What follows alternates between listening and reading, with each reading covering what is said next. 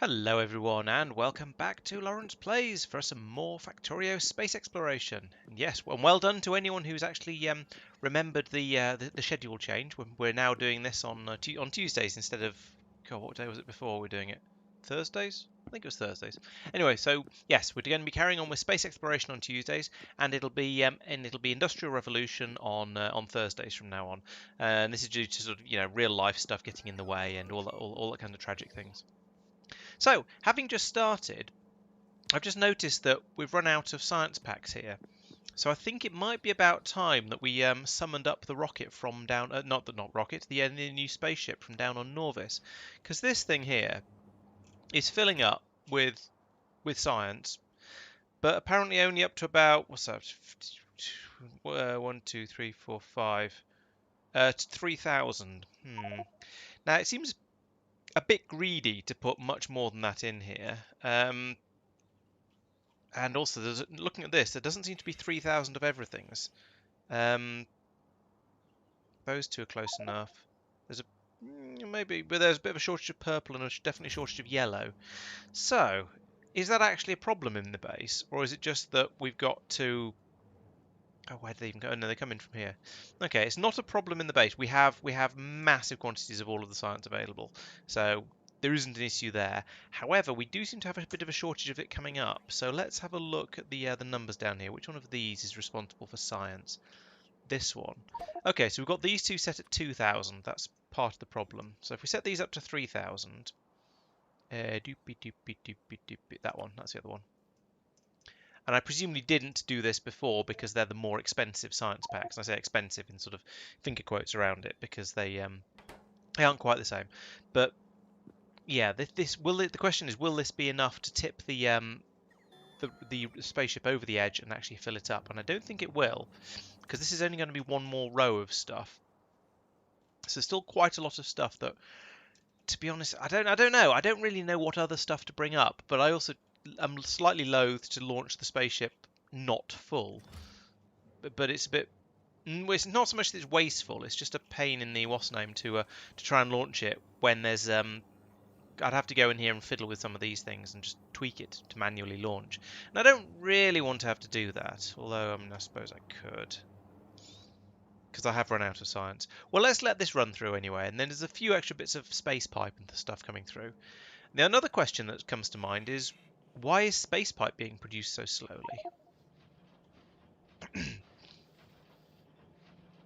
Simply because it's a slow and expensive recipe, I guess. Yeah, it takes 10 seconds to make a space pipe. So I probably should have some system so these inserters could dump out the space pipe onto this belt if it's not in use, but I haven't. So c'est la vie. Not sure what else to do about that apart from just leave it trickling along, and eventually it'll. Well, as long as I'm not using them up as fast as they're coming through, which right now I'm not because I'm not doing any building, it's probably going to be okay. I guess we'll see. Okay, so I'll leave that for a little while. The only problem is the train that takes this stuff is rattling back and forth and back and forth and back and forth endlessly and probably wasting some fuel. I don't even know where or when it gets refueled, so I should probably check that when it comes back and see if it's just been burning through everything it's got and is eventually going to run out, because that would be annoying. Anyway, that's all a bit of a sort of a distraction. So the main thing that I was doing last week was building up this spaceship here in order to fly back and forth between here and Asalia and bring out massive quantities of fuel. And so there's a couple of things that still need to be done here. One is to get this so that it's flying over there automatically, which I think it's mostly spec'd up to do. The question is, how much fuel is it going to need to get there? We've got 19,000 in it at the moment. Maybe that'll be enough. I'm not really sure, and I kind of don't want it to get lost in space if I can avoid it. The second thing I need to do is to look at Asalia itself and put in some sort of system for filling it up. Now what that's going to involve is some big tanks up here, some of the big storage tanks, the booster tanks, that are going to hold lots and lots of fuel, enough to fill the ship up. And then I'll treat these ones down here as a sort of an extra, the ones that they're sort of ones that'll get filled up first and then it'll get pumped into the other ones. So we should always have plenty of fuel knocking around. So that's going to need to be built up when my ship lands here.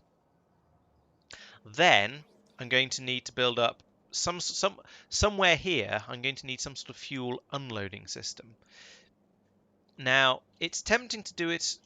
Oh yeah, well, I think last time I was talking about doing that over here, because then I have a system here for fueling absolutely everything. We've got availability of the plasma stuff and of the actual and of the rocket fuel. Now there are pluses and minuses.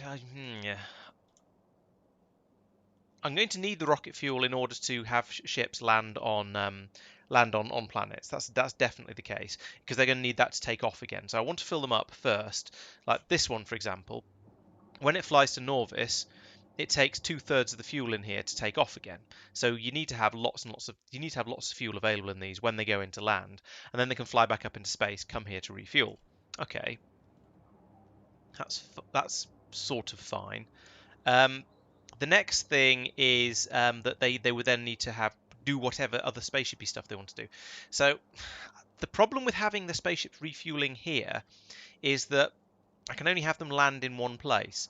So maybe I'm actually better off having this land and then unload all of its fuel into some big tanks and then have trains taking that fuel to another, or maybe I started over here and set up some sort of refueling system over there, along with drop-off points for all of the stuff that's going to start coming in by spaceship. I'm not really sure. So what I think I'm probably going to do is I'm going to get distracted by this train here and try and find out how much fuel it's got in it. Lots of coal. Okay. So it's... Oh, that's not the train I was looking for. The one I wanted is the one that's taking the science to here, and I was talking about earlier that I'm worried it's going to run out of fuel any minute now. Which might be this one. No. Or this one? Nope. I could do this properly, actually. If I click on there, and then on there, and then on there, yeah, it's running very low on rocket fuel, so I'm going to need to do something about that. Probably stop it. No, probably fill it up with rocket fuel and stop it running, and for at least until the ship comes up from Norvis. So it's heading to science pickup. Okay, what's getting blown up? It's only Myokin. Don't care. Here it comes. Stop. And we'll fill this up with fuel as well. Fill it up with fuel as well from my supplies, like so. And I now can't fly anywhere, which is a little bit awkward, but we'll deal with that by picking up some more from here. So that should be okay for a while now. Before I go, let's launch the ship from Norvis. Actually, I've decided I'm not waiting any longer for this. This is getting silly, so we're just going to tell it to launch. And I think if I do that, blip, we should find it'll just come in and land here fairly soon. And I'm hoping, yeah, there's plenty of room up. So it should land in this gap here in about 30 seconds. If not, it might have got lost in space, but I'm hoping it hasn't. Ships. I don't know which of these it is. Is it you? Is it you? It must be you. Is it flying? No, it's not. Okay. Interesting. Oh, I see. Some of this pipe is in the way of it landing. So it must be some of this. There we go. Boop, just like that. So now this ship is going to do the unload as is intended. That's all nice and automagic. I do kind of need this pipe because I'm still topping up this ship up here with fuel because I wasn't sure how much I wanted to have. But we're going to refuel this one first because that's important, because it needs to have enough to take off from Norvis, which I think it probably does. So I don't think it's too much of a worry. However, it's nice to have all of this science pouring back out again and going into here, and then coming straight back out here and going into the train. So that's working pretty much as it should. I'm pretty happy with that. We just need to wait for everything to get unloaded from here, which is going to take a while. There's a lot of stuff in this ship. So I'm not going to hang around and wait for it. I'm going to get on board this ship here. Now, Asalia, let's have a quick think about this. So are there things I want to do for Australia? It says build a fuel transport spaceship. I've done that, kind of. I've built it. I'm not 100% sure about the design yet, but I think it's probably okay. Rocket fuel pickup for fueling trains. I haven't done that yet. I need to do that still, and also all of the shenaniganery to go around that. But I think I've got everything else along there. Yes, that's a good point. Yes, it does mean you could probably have multiple ships trying to get into a single landing point without worrying about everything going boom, which is nice. You don't want one ship to crush another. That'd be quite upsetting. So in here, I've got a load of these I've got a load of these containers, but they're going to require a spaceship floor to put them on. I don't think I'm actually going to use anything like this many. This is ridiculous. I'm probably going to use about maybe 10 at the most. And how big are they? They're are those 3x3s? I think they are. Yes, 3x3s. So it's 9 for each of those. So I need 100. Yeah, that's about enough of the spaceship floor to be able to put them down. I'm going to get a little bit more though, just because yes, that's probably about enough. Doesn't sound like the right attitude to have. So let's come down here. Have we got any more spaceship floor? We have. Excellent. So I'll take another 2 of those. Why have you stopped? You've stopped because we're running out of heat shield tiles. There's a load more heat shield tiles on this spaceship here that's just come up. So when it gets around to unloading that, we'll have a load more heat shield tiles to play with. Good. Oh, don't do that. Okay, we're also going to need a load of pipes. We've got space pipes. I don't want to spend those if I can avoid it. However, there might already be a load of pipes down on Asalia because I was doing stuff there. Although, as far as I have this funny feeling I was running really, really low on pipes down here and having to sort of really scrabble for them and make them almost manually. Only got 362 real pipes, but no underground pipes by the looks of it. Okay, let's see what I've got in the way of pipes up here. So we'll order many of those and many of those. And just... Oh, I've landed in that ship. It seems to be a sort of a recurring problem of accidentally touching ships and therefore being pulled out of the sky.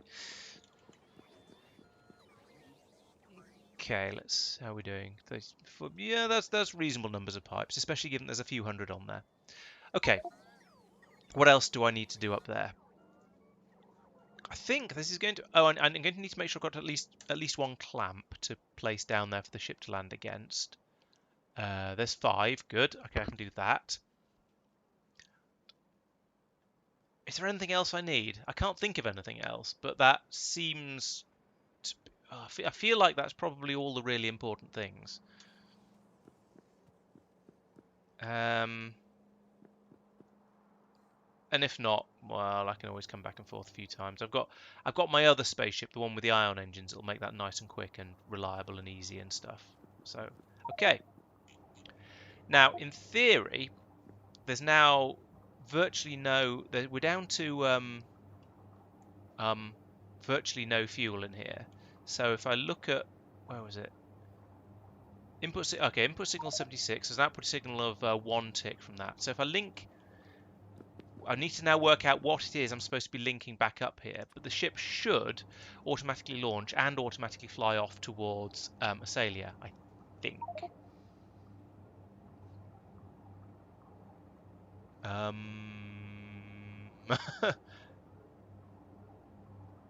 don't know where to wire this up to.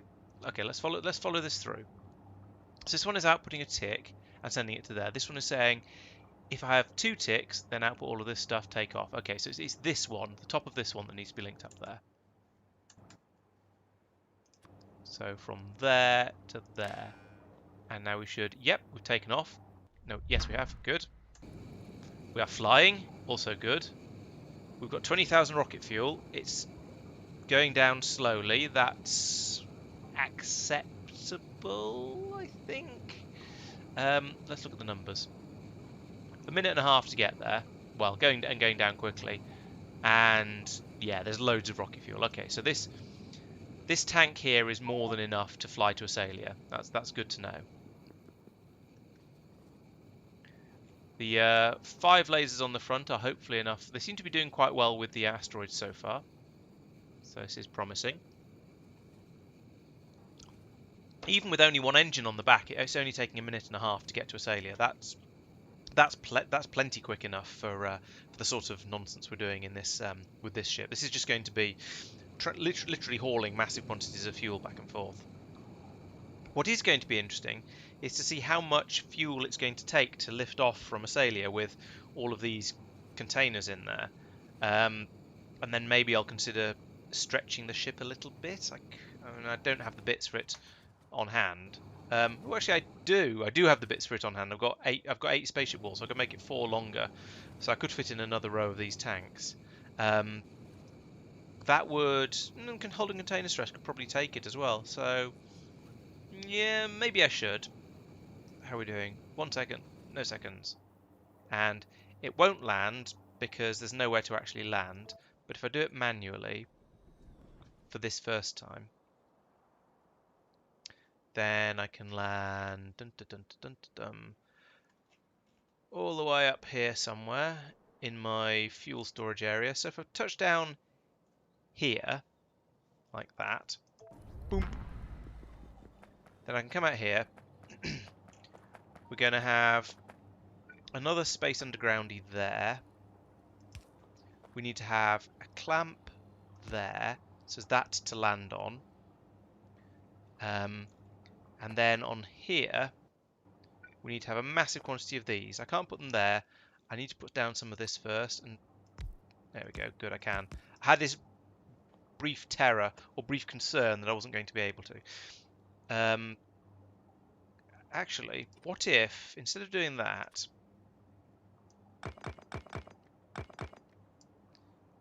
I instead put in a pump there just to try and get as much fuel throughput as I can. So they'll load the things up, ship up as quickly as I possibly can, and then have that on the other side. So there is a pump on both sides of this underground pipe. Yes, the underground pipe is going to be a slow point, but that's, I think, the best I can do. Or can you put fuel... Oh, hang on a minute. Can you put fuel through a clamp? I think you might be able to.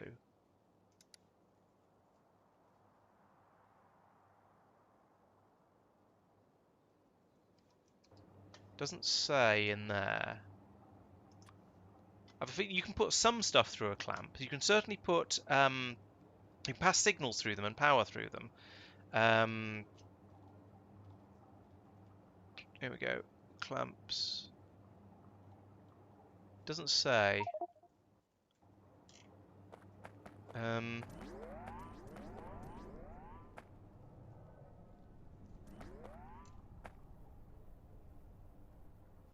Let's try putting a pipes up against it. No, I'm going to say you probably can't pass liquids through a clamp. I mean, I can't really see why you would be able to, I have to admit, but I just had a feeling it was a thing you could do in order to basically allow the player to load fuel and liquids into ships very, very quickly. But fair enough. If you can't, you can't. I don't really mind.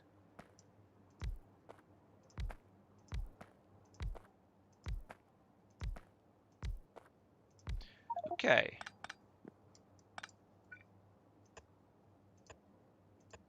Oh.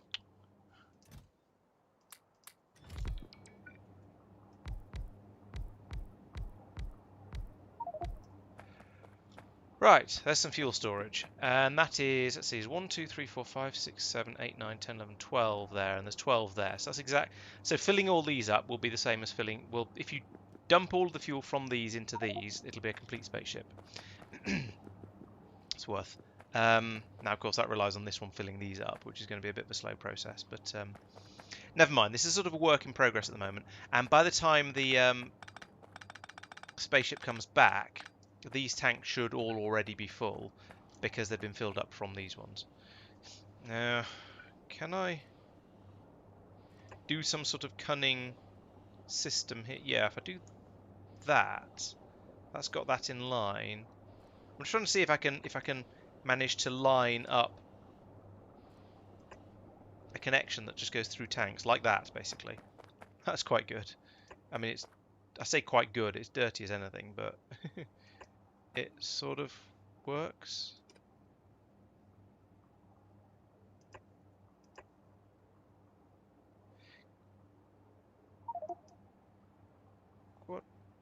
What's in the... Oh, that one's in the way.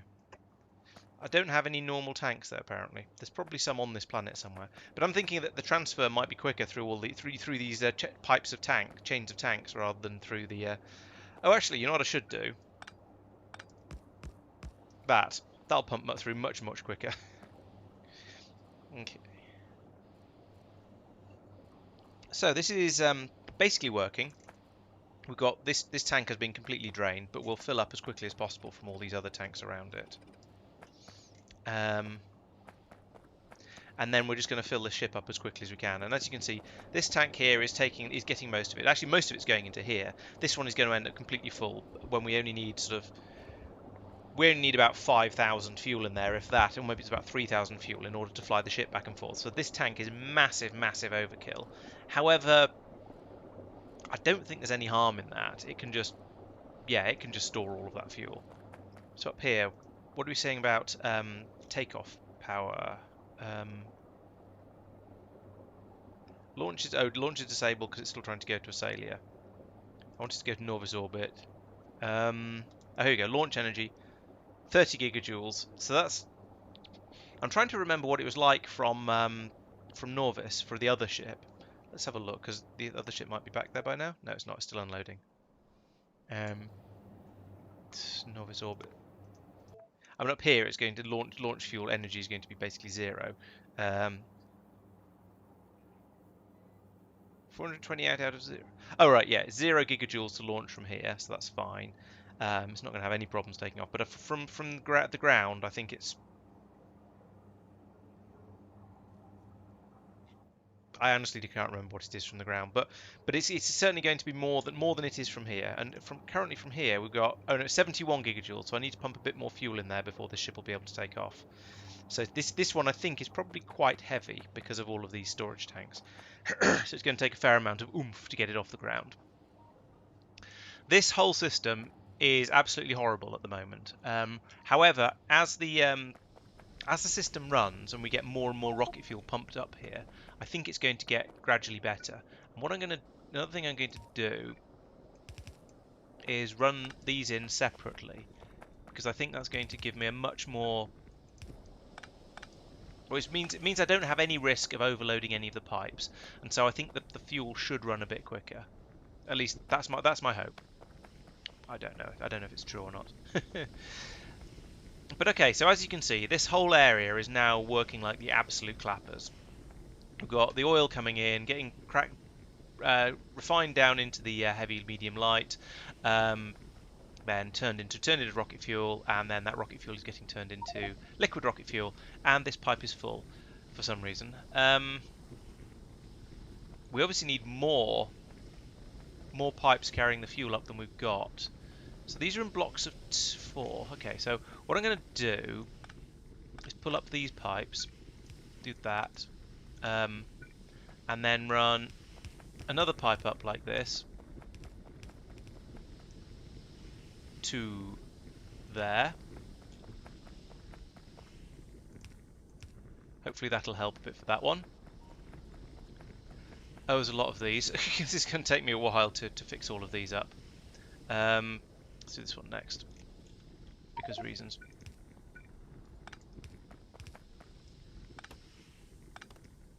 I'm going to run out of underground pipes. I just know it, because I didn't have a huge number of them, because I wasn't really expecting to do something on this scale when I flew out to this planet. Oh, actually, maybe it's not that's the problem.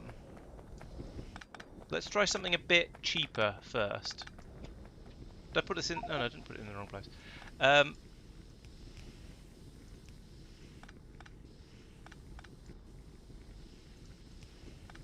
Let's try turning each of these into its own feed first. So from there, I'll run a pipe across like this.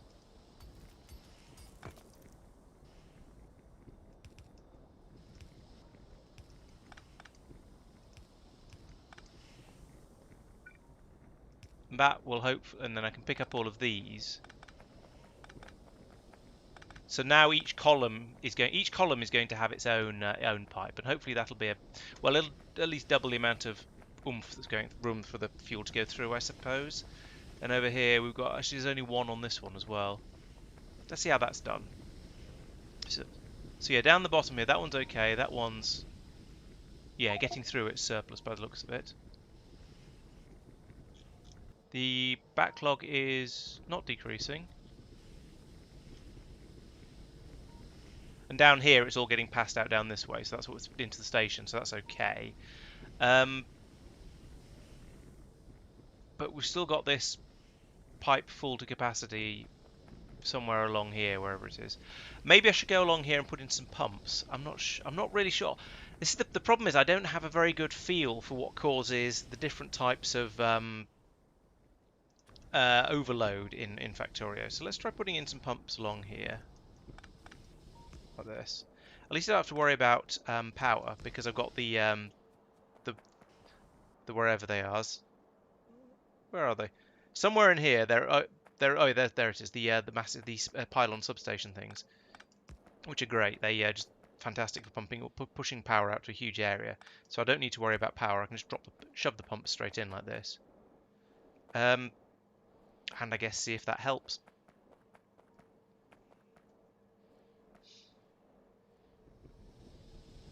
And it looks like it has actually. That's now, yeah, that's all gone. Okay, that's interesting. I should probably have to put in some more of those pumps all over the place. The other thing is, looking down here, we now have this station that is filling up nicely with rocket fuel. This is probably going to be overkill. Let's just have two. Yeah, that's massive overkill. But never mind. It'll keep the train system running. So now we need to have. We need to set this up as an LTN station. So that's requesting fuel. So we need here to tell it to make the fuel available, which it is.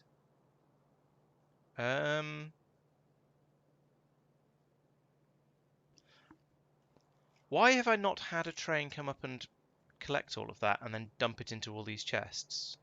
That's weird. Oh, are all my trains out of fuel? No, they shouldn't be out of fuel because I've put loads of coal in there. What's going on? Where are my trains? Okay, the oil trains are running fine. That's good. That bit's fine. And then, oh, maybe I didn't put the request in down here. Yes, I did. Oh, it was an 8,000. Don't request until 8,000. That's why. Let's fix that.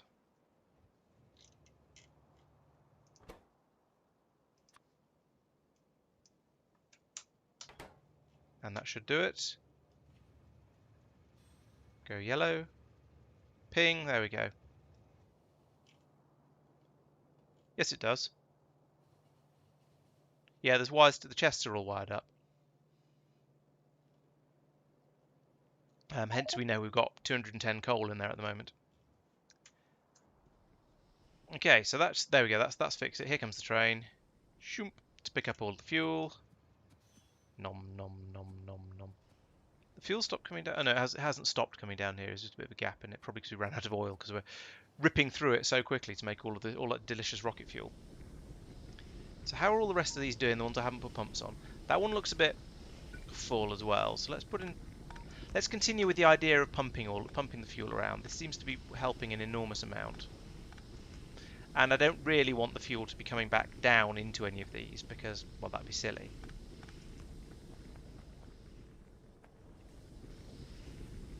That's got the 2 pipes, so it might be alright. It's not full, so it's probably okay. This one's not full, so yeah, I reckon these are all alright now. So, looking up here, how are we getting on with the fuel? That's complete. Whoa! The ship is nearly full. That's excellent. So in a moment, we'll probably see this blip out of existence and fly back off to the Norvis orbit. Whether I wanted to actually do that or not without me on board, I'm not sure. Where's one of these? So 800. What are we comparing it to? 1,000,000, and there's 879, 880,000 at the moment. So 88% full. Not bad at all. And now we should have more than enough fuel. Yes, we've got 1,600 gigajoules out of the 71 needed to take off. Good. So that is working as it should. I'm pretty happy with that. I'm going to get back on the ship in case it does take off without me, because I don't really want it to go anywhere. I need to fly it back to Norvis, essentially. Okay, so on Asalia we have built a fuel transport spaceship, but I haven't built the landing pad for this yet. We've got a rocket fuel pickup for the trains, so that's that done. I think that's everything I need to do here. We've got we've got two big oil mines that seem to be holding their own reasonably well. The question, I mean, maybe I should put one in there as well before I go, but I think, yeah, there's a decent amount of oil available, so I think we're probably all right for that. Well over 100,000 in there, good. And over here, actually, these are kind of one of these is kind of empty. That train's coming. I think for some reason this station isn't providing oil, and I don't know why not. Let's have a look at its settings. 100k, number 16, and one train. That's fair. This one is definitely working. 100k, number 16, one train. So they're identical. It's this one is hooked up to all of the tank. Well, obviously this one's working, so we don't need to check whether that's hooked up properly. Oh, I take it back. This one is summoning trains. All right. Maybe things are just working and I was being impatient or something. I don't know. I feel that train should have been there much sooner, though, given that this station is essentially out of oil. Never mind. How are we doing up here now? 94.5%. And most of that oil is actually in these. Oh, that might be it. Yes. Let's have a look. Ah, wrong mode as usual. Yeah, minus. Oh, I see what you mean. Yes. Okay. So let's set that to minus 150,000. And there is room for that. 1, 2, 3, 4, 5. Yeah. 50. Yeah, easily. And over here, this one is 150 already. So it looks like I fixed one of them, but not the other. That explains why this one wasn't full. It wasn't empty, and this one was, I suppose.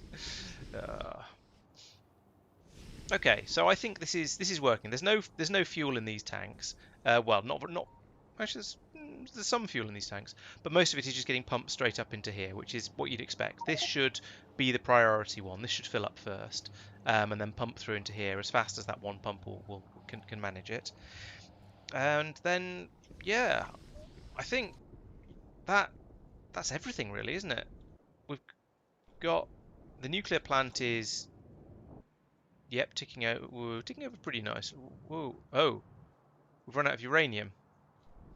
How much sulfuric acid have we got? Not very much. That's coming through. The sulfur is coming through pretty slowly for that. I think I'm going to need to force a train to do a sulfuric acid run when there's an oil train, when there's a liquids train that isn't busy. That one, I guess. Go to your sulfuric acid pickup for 30 seconds. Then go to sulfuric acid drop until empty, and then go to the depot. Yeah, I wonder if I should have more than 2 fluid trains here, because the ones doing oil are basically doing oil constantly, because there's a constant requirement on oil for this. But we do need to have a steady supply of uranium coming in here in order to keep all of this happy. Now we've got to the point where the uranium-235 is basically backed up.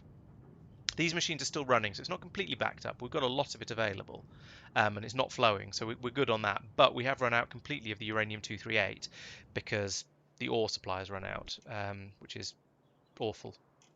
Sorry. What's going on here? Oh, it's a 4 to... Yeah, okay. I'll allow it. That seems to be okay. So once we get the sulfuric acid up here, fill these tanks back up again, we can start digging up uranium. There's still almost 40, only 39,000 available there, but it's some. I'm maybe going to have to set up some sort of uranium delivery system for this planet, because I don't know. 39,000 both feels like quite a lot and also hardly any.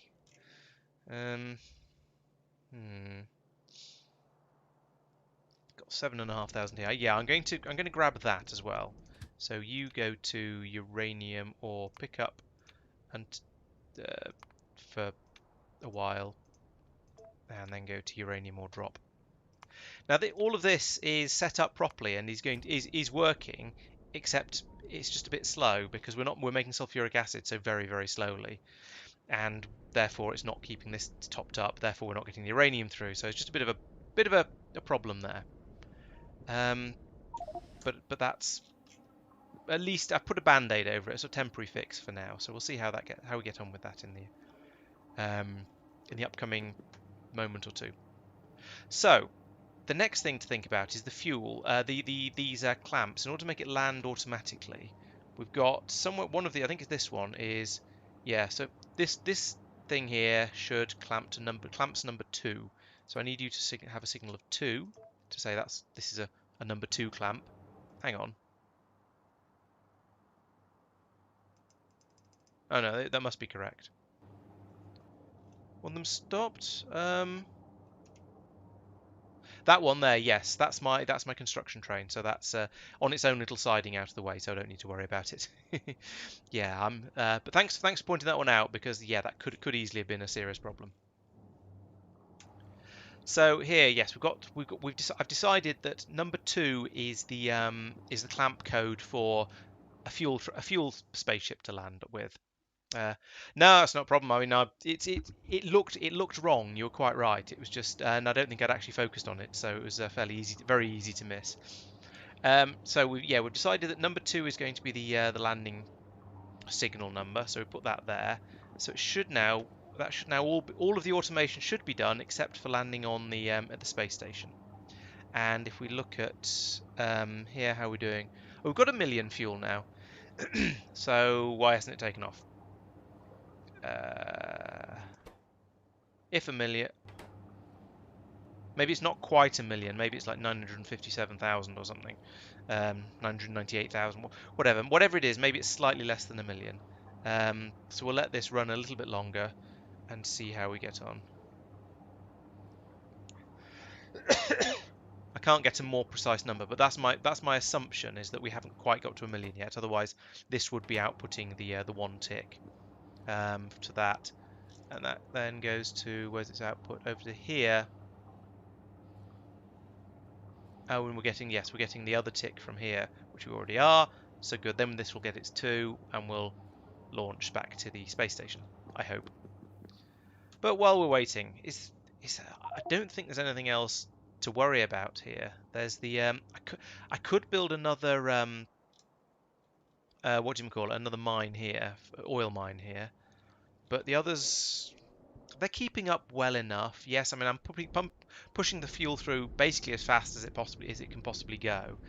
But I don't think that's a problem, because I think the rate these tanks are filled up at, I think these are filling up faster than the spaceship is. So even if the spaceship was solidly going back and forth as quickly as it possibly could, I reckon there would be more than enough fuel to play with.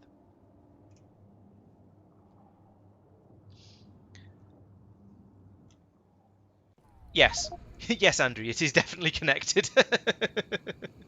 That's one way to answer the question. Right, so now it's going to take about 1.5 minutes to fly back to Norvis orbit, and then we're going to get there and we're going to go, oh, well, we can't dock, we don't know how to, because I haven't put the clamps down at that end yet, because I have to admit I've not quite decided what I'm doing at that end yet, because it's a bit, there are so many sort of possibilities and yeses and nos and things and maybes and whatnot.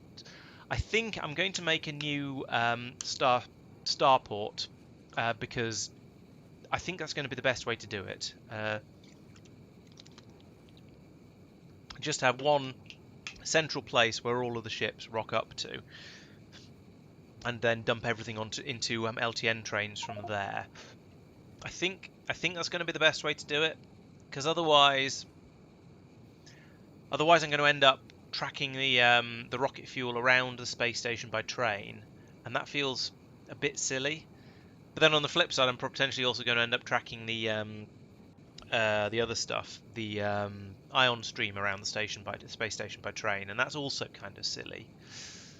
But at least that's in much smaller quantities. So a train full of that will refuel 3 starships completely, no matter how far they've gone, because of the ludicrous efficiency of those ion engines. So let's anchor.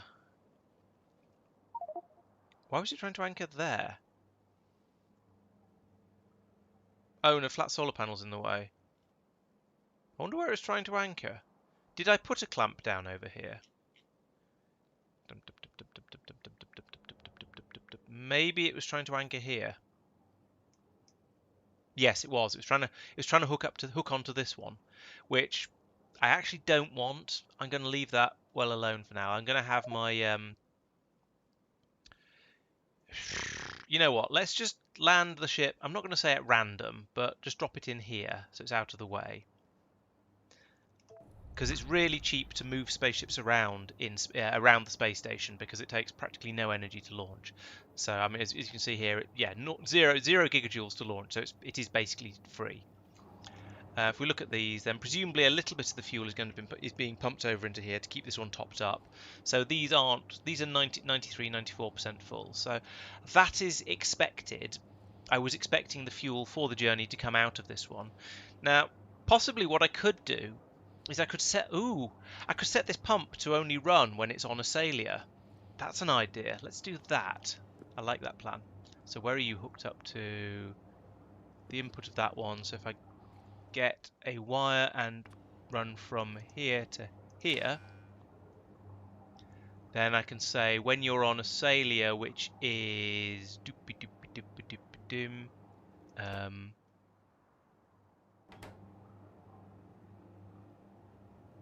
about 1100. I don't. Oh, I'm going to need to look that up.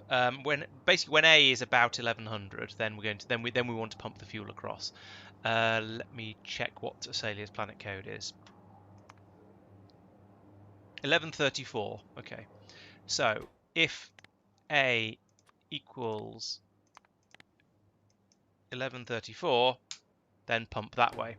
I could have an else pump the other way, but no, that would drain it when it was up here in space. So no, I want to leave that tank alone and just use that for flying to and from Asalia. It's a bit of a shame that I can't say use this tank to take off with, but there might not be enough fuel in it for that. I'm not sure. Yeah, that's my thought. I do expect to eventually have a fleet of ships, basically one to go to each planet and collect the appropriate stuff from that planet and bring it back here. Having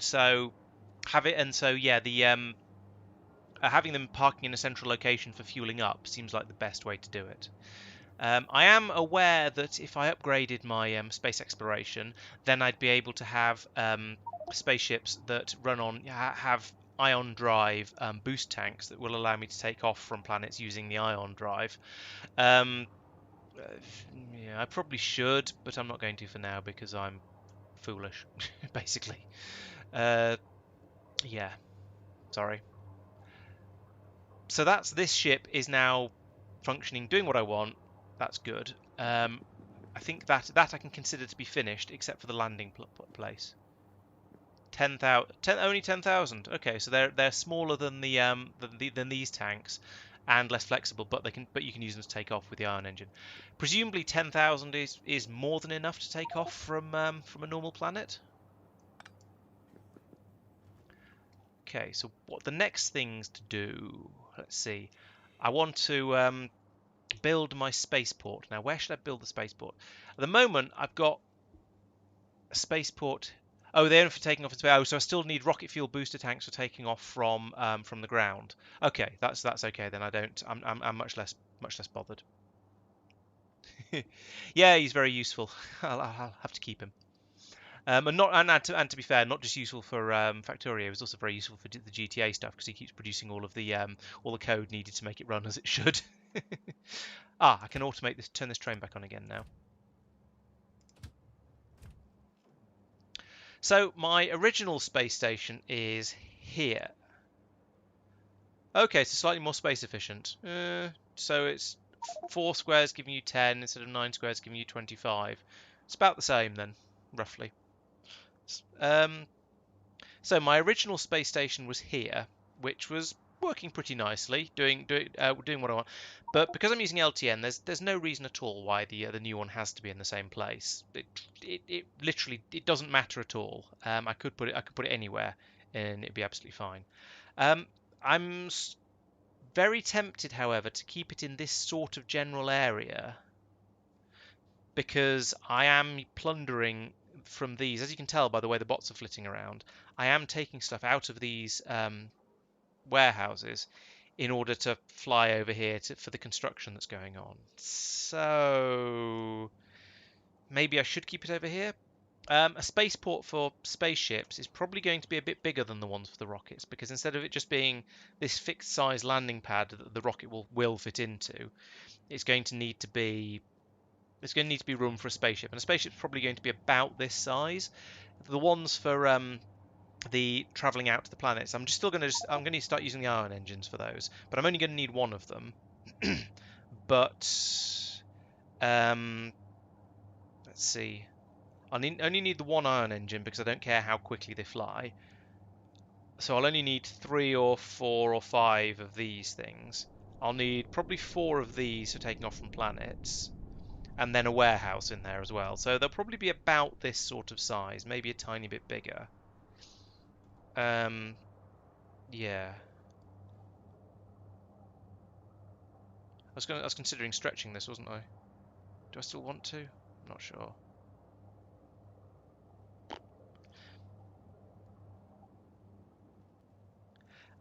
Yeah, so what I could do, well, actually, probably the obvious thing to do is to have my spaceship land, my new space station. I could put it here.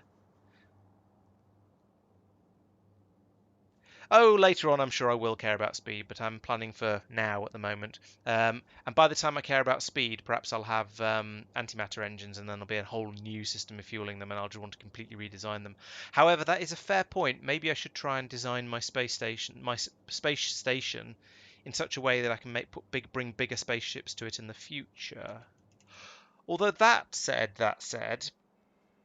it doesn't really matter. Again, because LTN, it doesn't matter if I just pull up a space if I build a new spaceship landing point that's in some arbitrary place for a new fuel type. I can expand in any direction. I can expand anywhere I want to. The only things that I have to worry about are bringing the fuel in. And if I'm going to start using antimatter, that's going to be a whole new system for producing it. So I could do that separately. Yes, I was thinking moving the front forward would be easier, just to basically move everything from here up a little bit. Oh, except for the clamp. The clamp would have to stay in the same place because of attaching on the other planet. Yeah, let's do that. I want this. I might as well have this ship bring up slightly more fuel because it can. So cut all of. I'm gonna have to. Oh, I'm gonna have to reconnect these wire cables. Or I just take off the very front top part of it, and then shuffle stuff around inside. But these are different sizes, so it's going to be a pain in the proverbial. Oh no, I could just pull up these. Yeah, all right. Here we go. If I pull up all of this like that, then put down some more of this. It needs to be three higher everywhere essentially to fit in the extra row of tanks.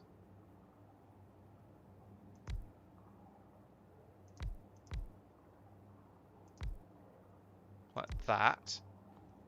If I paste it back in there, pull up those. Ah, all right. Let's make it one more taller than that. That should still be well within my capabilities.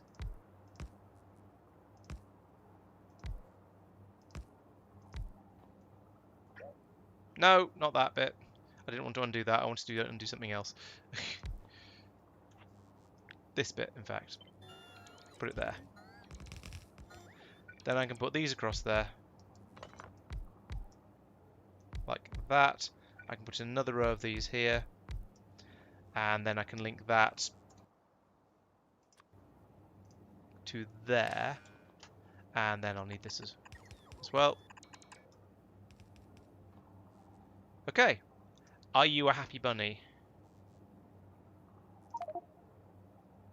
Yes, still well within the limits. Awesome sauce. Okay. So back to my previous question. Where shall I put the new spaceport? Maybe the sensible thing to do is just to put it above put it above this one. Extend the railway line up here, bring it across the top here, and just have landing pads along here. That could work perfectly happily. And it just keeps things in the same sort of general area as well. And it means when the fueling ship lands here, it can pass fuel down here for fueling up my my rocket parts.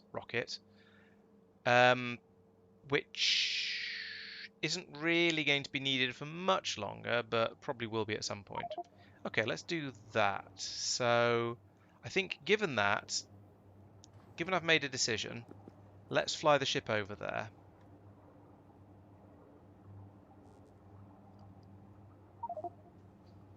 No, I think belting stuff into the landing pads is just going to be a mess. I'd rather use LTN to handle that and just put in new stations. I think that'll be much tidier.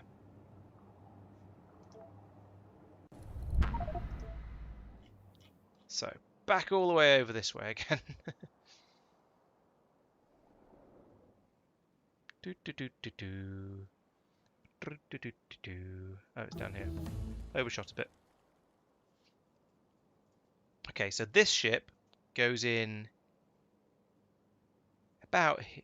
Let's put it here. There's a meteorite in the way. I don't know if that's going to cause problems. Let's find out. But I think if I put it here, I can put a big fuel storage dump here in this gap here, and still have the trains come up. I need a bit more room for the trains actually, like that. So there, then I'll move above the meteorite. So yeah, I can have a big fuel storage facility here, and then pipe it out to where all the other spaceships are going to go. Then other spaceships, when they come in, will have a landing pad. So there'll be a spaceship with a warehouse next to it, and stuff for unloading. Okay, so let's put it here. Boop. We'll put that there. Tiles that clamp back cannot be empty space. Okay, I don't have any of this. Weirdly. However, I don't need any of this pipe right now. Oh, okay, that'll work. I wonder what happens if you've got two clamps, both with the same number, where the spaceship would land. I'm guessing it'll pick one at random, or it'll pick the first one, or maybe if it's really clever, it'll pick the one that doesn't have a spaceship at it yet. So you can have multiple spaceships fly to the same place with the same clamp ID, and just have them fill up separately.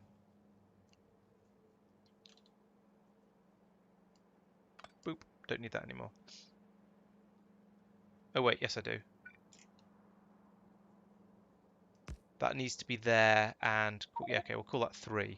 So we clamp on here, and that'll line those two up if we want to come in to get more ion stream for now, for my personal ship. Okay. Simplish. The next thing is going to be put down a load more of this stuff. Hey Anton, welcome to the stream. Thanks for tuning in. I'm messing around with spaceships, still. It's an ongoing process. So I need to put down lots and lots of this stuff. Probably there. Oh no, I like to put down a pump in there as well. So what we're going to have here is that with the pumps in it, and then this goes there, and then we put down lots more of these. This is going to be essentially the same as the other end. 6, 7, 8. Oh, run out. Let's go get some more of that.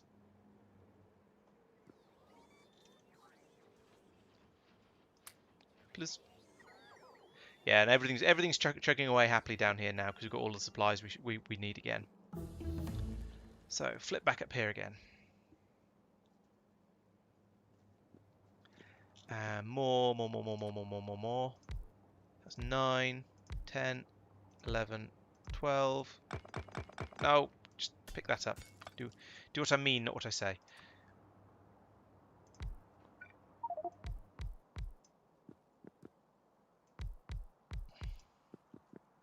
And to be fair, the exact amount of storage space I have here doesn't matter. It's not like the rockets where you need to make sure you've got enough for them to land, and it's not like where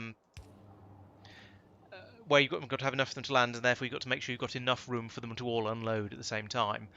Because here we don't actually care if there's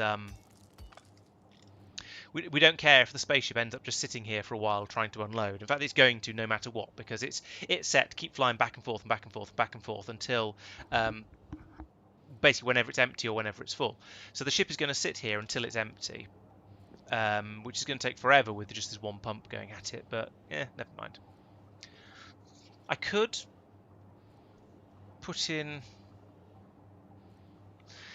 I could put in another pump here. I could take out one of these tanks and have a second pump for unloading, but I don't think I want to. I think I'd rather just stick with the.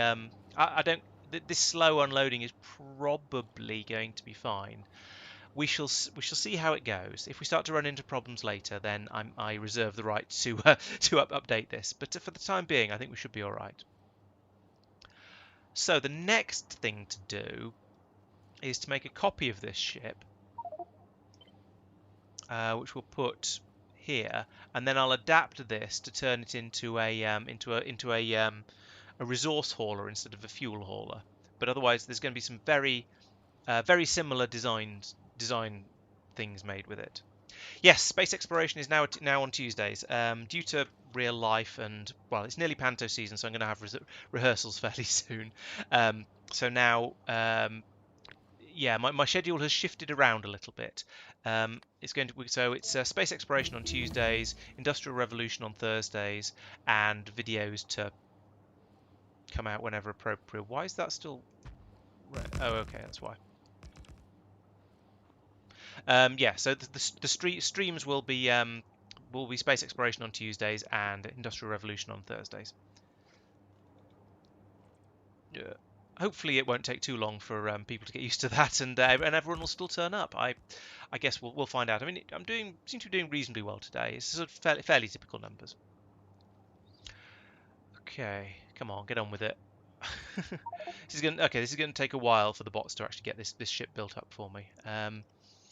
So while they're doing that, I suppose I could think about the rest of this. So I am going to fly this ship from here over to here. I just want to get a bit of fuel into it first. Which I suppose actually I can do with this by putting in another underground pipe over here once it's finally ready for me to do that. And I'm waiting for this spaceship ground platformy stuff to be built, so it's going to take a little while for this to all, there we go, all come together. But we'll get a little bit of fuel across. Actually, no, let's not, because I don't want to dump a load of rocket fuel into into the tanks on the ship just yet. I want to start from scratch and then put some fuel in once it's designed appropriately. I'm also going to, but that's no reason why I can't fly over here. Let's switch over to navigation satellite mode. Firstly, where does my roboport coverage extend to? Okay, so I can't start prototyping here without it building stuff for me. However, let's actually fly. Yeah, let's fly over and pick up some what do we call it? Space scaffolding, and I can start sort of sketching out what I want to have with this for the new spaceship landing area thing. Where is it? Here it is. Where's my tank holder on here? Put these in here as well because I don't need them. I took rather more of those than I needed. So up here we will have the same station system as before.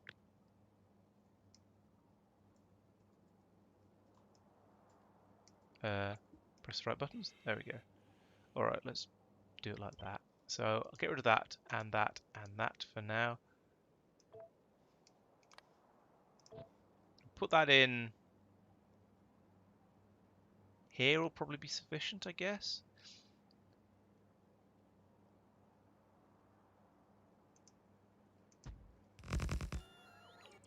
Let's just land on that. Right. Okay, so that's my... I'm surprised that's got power. There must be a... Oh, it's probably getting it from this. Yes, there we go. So that's an LTN station. So what I'm then going to want to have is a spaceship pulling in. Oh, if I park it here, that's neat, and then I can get it in between. So park a spaceship there.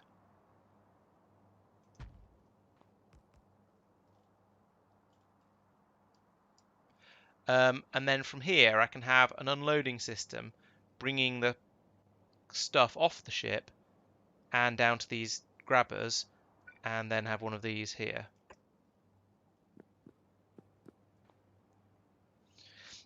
So we'll have, we'll have a series of underground belts that just pass all the stuff through to here, and that'll let it get picked up and then taken away by an LTN train. That's reasonably simple. We will also need a fueling system for it. Now my current design has ships fueling up from the right hand side, so I guess that means I'll run a pipe all the way along here and then up across and in here. And with this sort of design, I've got the space to actually, yeah, I think that will tessellate. If I take that, not tessellate, it's not quite the right word. I can put in the next one in here. Is that lined up with this one? Yeah, I could put that in there. And it's pretty much missing the spaceship. So I think there's going to be room to stack these across and then put another row of them across here in the same way I was doing with the rocket landing pads. I am going to have to mind this, although that said, this is no longer in use, so I can rip this out because I'm building my all of my material science packs here, because they're needed on most of them are needed here, and they can be taken away by train to wherever they're. Are they being fed into a train? Then oh yes, here.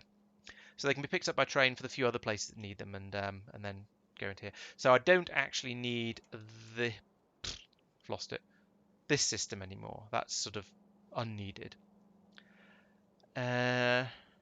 So yeah, I can just carry this on straight up. What's that doing? Oh, that's for the other. Yeah, this seems reasonable. Oh, I know what I should start doing. I should start bringing up the what do we call it? It's these oh, the parts for this should start coming up by spaceship as well. Just to save on rocket parts. In fact, why is that still not full or still empty? It's this rocket. Okay, no, it is just filling up gradually, and I'm waiting for it to finish filling up. Okay, no problems there then. Down here, okay, so I think I've got one spaceship trying to be built. It's, well, half trying to be built. I need to put in some more roboports, so this will actually get finished off. And while that's running, I'll go off and do something else, because it's going to be quite a long time, quite a lot of waiting for this to be finished. So let's put in a roboport. I could put it here. Alright, let's put it there for... No, let's not put it there. That's silly. Let's put it...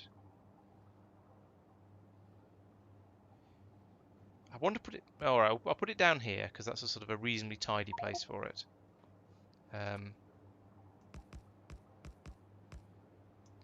It's going to be powered off the spaceship, which is a bit silly, but I don't think that actually matters. I can't remember how big one of these things is. There we go. And that'll cover this whole thing with the bit bot coverage area. Okay, while that's going, there are a couple of things that I can think of that are good things to work on next, in inverted commas. One is getting these things produced cheaply and not from the ground. We've got 2,100 of them though, so there's plenty of those for now. Another is, hey, let's get some research going, because I can. What's a good research? If I even can. I don't care about that. Don't care about that. That's sort of vaguely nice. I don't think I'm going to use many of them, but I might as well have it ready. Energy Science Pack 4. Have I done Energy Science Pack 3? I can't remember. I have. All right. Let's research Energy Science 4 then, because I can. That's going to be an Energy Science Pack 3 as well. Laser. That'll make actually yes. This will make my spaceships more effective because the laser turrets on those will become slightly more powerful. Stronger explosives. I don't really care about that. Research speed. I definitely don't care about that. Braking force. Not a great deal. Speed module 6. Yeah, let's have that. Artillery range. Spaceship structural integrity. That needs another material science pack. So maybe that's a good thing to go for next, I think. Construction pylons could be fun. Superconductive cables. Again, needs material science pack 3. And now I've got all these things down here. Dynamic. No, that's way out of my price range. Scientific research level range. Speed module 7. Oh, no, it's material science 3 again.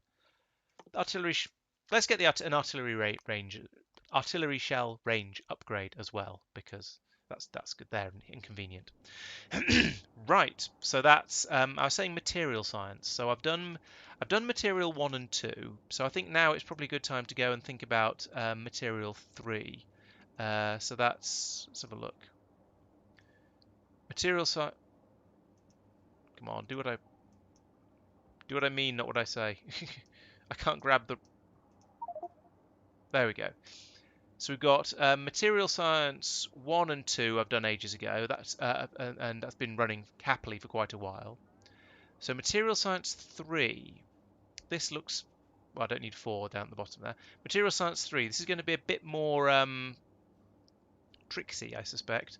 So what do we need for this? We're going to need lube and iridium, that's easy enough, to make the bearings, which go into there. Then iron, uranium. None of this looks particularly difficult. We're going to have to make explosives, but I have all of, well, I have all of these things available, so that shouldn't be too hard. I don't see anything particularly difficult about this, with the possible exception of the sheer amount of scrap it's no doubt going to create. So let's go over and have a think about Material Science 3. I think that's probably a good idea. And it's a nice thing to distract me while that's running.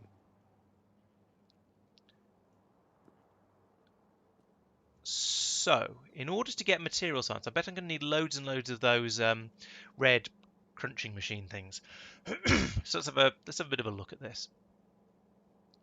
Material 3. So we need friction. So yes, a mechanical facility. That's what they're called. They're called mechanical facilities, not red crunching machines. But you know, you all knew what I meant. And assembly machines, fine. Always an autosave when I don't need one. Actually doesn't produce too much junk. This doesn't look like it's going to be. Well, that one's not too bad. Heavy girder is iridium, and I think I'm already making them iridium data cards. Firearms is iron. That's easy enough.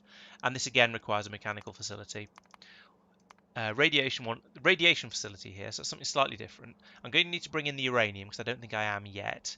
And we're getting contaminated scrap, yeah, sure. Explosion shield and data. So we're going to need to make explosives, and that's all done in biochem facilities. So I'll need some of those. And thermodynamics facility. And again, none of these look too bad. This is probably going to be famous last words, but I don't feel too daunted by this. I do want to get rid of some of this junk out of my inventory. I wonder if that's the umbrella defense from Asalia that I've accidentally stolen. Get rid of some of this junk that's just cluttering my inventory up. I might need those hypercoolers actually.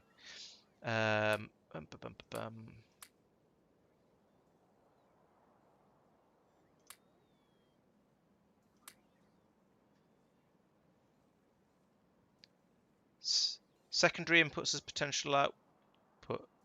Secondary inputs as potential outputs. Oh, you mean the way it loops back? So you have it only half uses things up. Do you mean? Yeah, that could be new.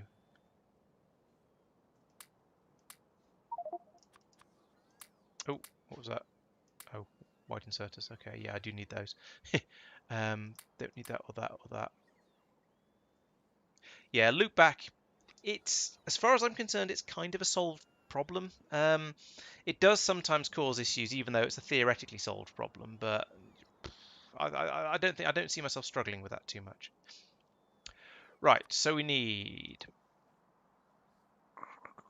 where are they? Finding the things is half the problem. They're crunching machines, so we need 15 of those because there's lots of them required for this system. We need, I remember that we needed the chemical plant, space chemical plants, bio facilities. I'm already requesting biochem facilities. How many do I have? I don't know. I'll look in a moment.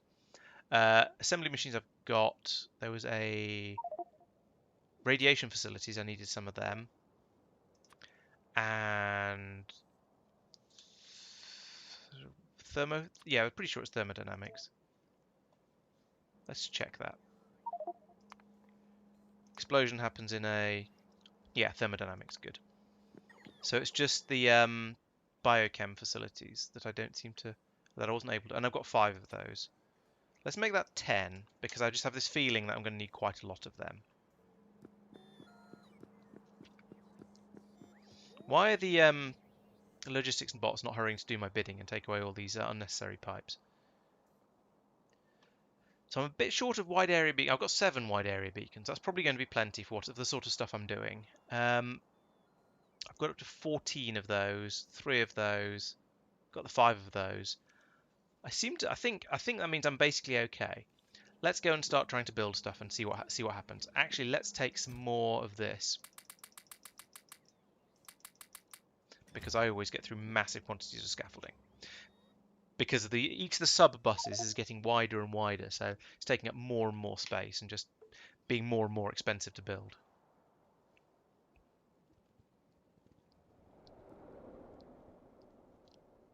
That's Astro, I think. Here we go, material. So in here, we've already got the heavy girders being made, so I'll just bring them further down. That's fine. Why are they? Oh, the green circuits are being used. Okay. So this station is also going to need to start requesting uranium, but that's not a problem. We have that up here, and probably sulfur and coal as well. So that's the other 3 inputs on the side, outputs on the side of there. Looks like I've made a little bit of a start on this as well, which is nice. There's a bit of a shortage of iridium here, I see. That's going to need to be looked into. But for now, let's just start building.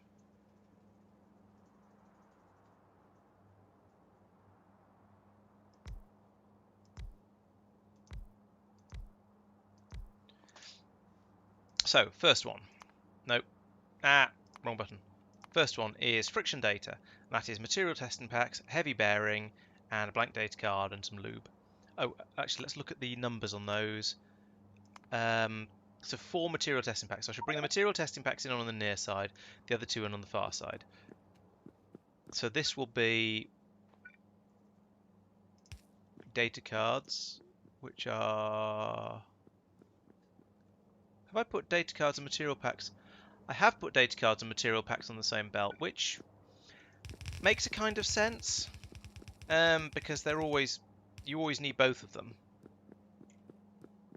I'm not sure whether to credit myself with common sense and foresight there or not, but we'll have that come out over here on this row. I think that's lined up like that.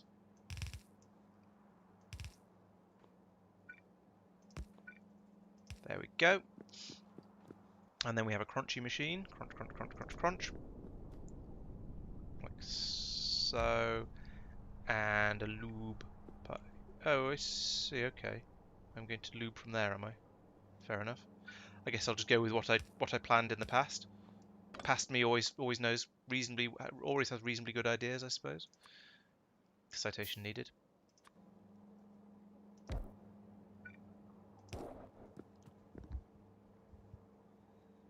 And you're to make one of the science pack. What was this? This one. Yes.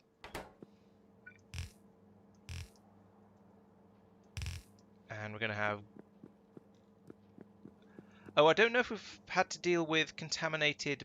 is that contaminated biosludge coming out there? What does my disposal drain? Oh no, we already have. So there's even a pipe for it. I just need to bring that down as well. Okay, that seems pretty straightforward. So we need to have those brought in and those brought in. Crunch, crunch, crunch, crunch, crunch. Bring some of that out. Oh, I've run out of power. Put in another one of these. These make it so much easier. You don't have to worry about power.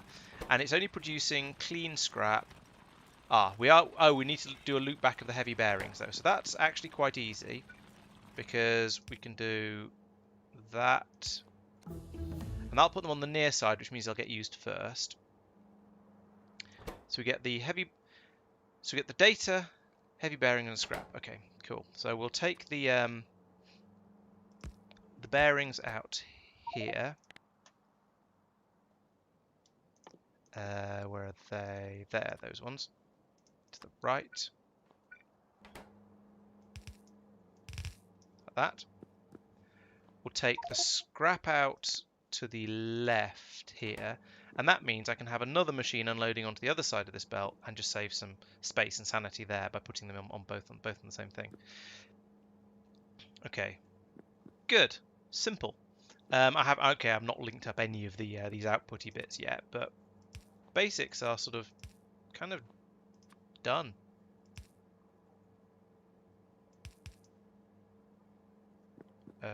Let's see. This should be here.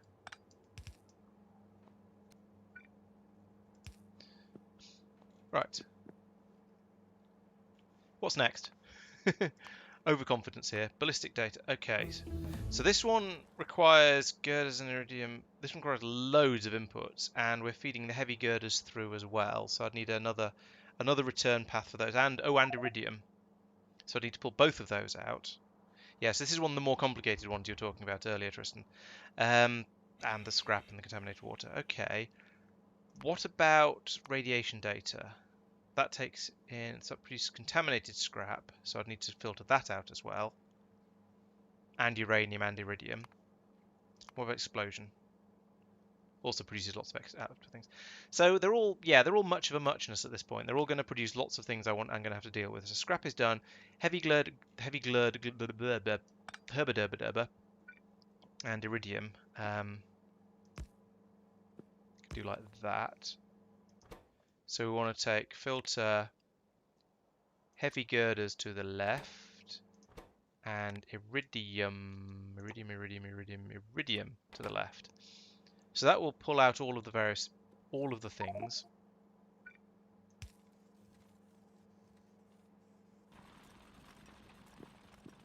Okay.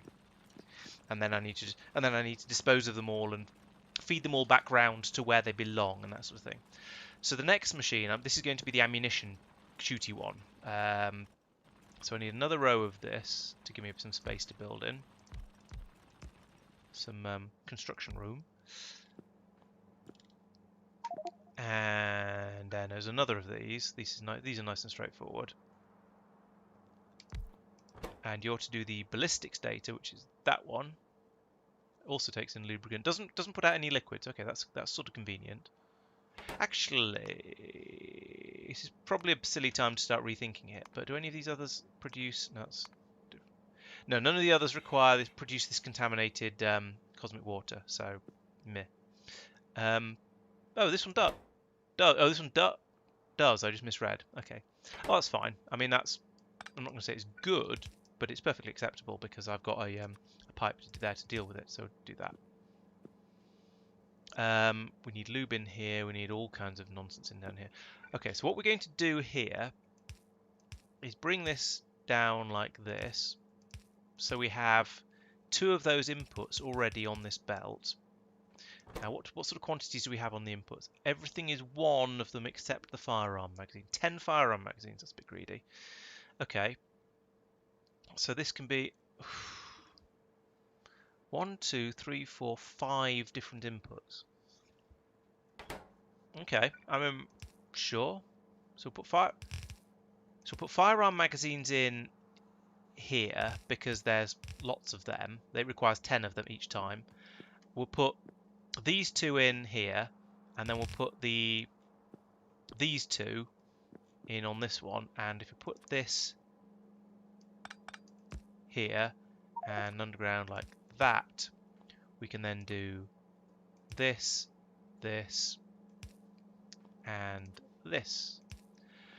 So yes, we're using long-handled inserters for 4 out of the 5 things that are going in, but between them they only require 4 of those in total, whereas this one requires 10 of the things off this belt. So that makes sense, having it set up like that. The lube also needs to be brought in.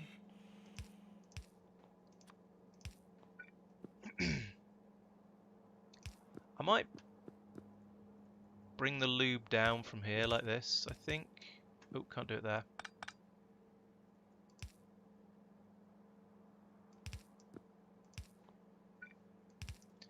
It's sort of not wasteful. Wasteful's the wrong word.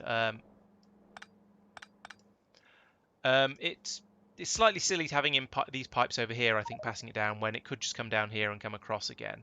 But I think this feels slightly neater to me, just slightly less headache-inducing. So I'm going to leave it like that. All of the recycling outputs are going to come back around here. So we need to make sure this is input priority to the left. No, wait, that's wrong. That was right. So that goes like that, and we have one of those in there as well. That doesn't matter about input priority. This one has to be input priority to the left. Okay, so this is going to, all of the stuff that pours out of here to be reused is going to go around here. It's going to filter out there and there, joined onto this belt here, brought back down here, in here, and it's going to prioritize that side. So this will be the supply of more of those things. This one is going to be the cards, and it's going to be this one again. And this one's going to be the ammunition, which is coming in from locally, if you like. So let's put... I could bring... I'm running out of space for this.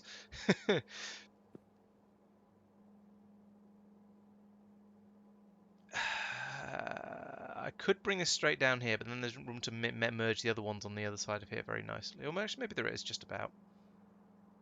No, there isn't.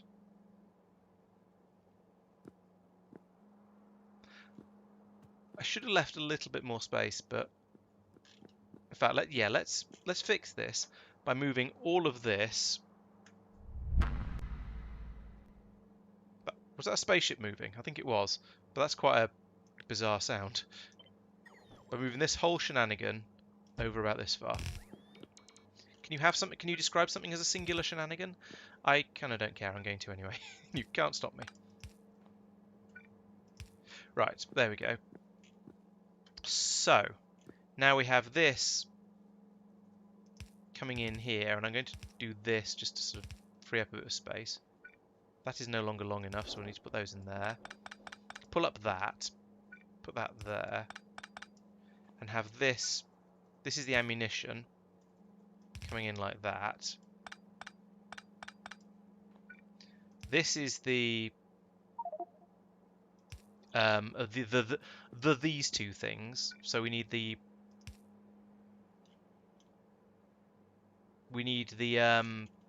girders on the top and the iridium plates on the bottom. So let's do that. Let's see which of those we can find first. Are you girders? Yes, you're girders. And girders go on this side. Girders go on the top. So it's here.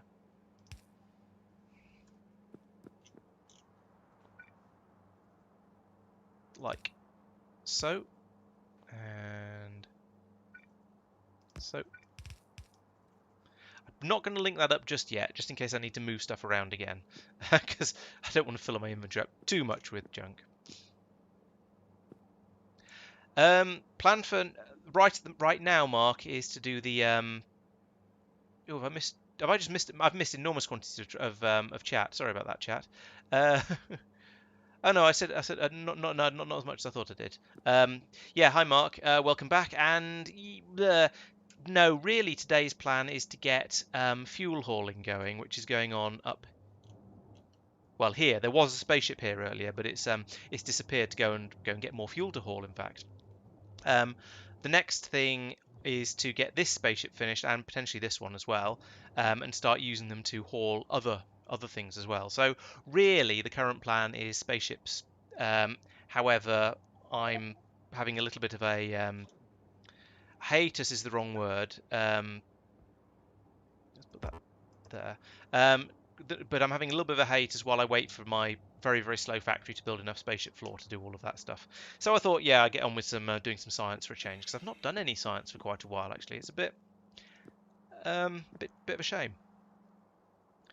So right, that was iridium plates for that one. Iridium plates, iridium plates, iridium plates is this one.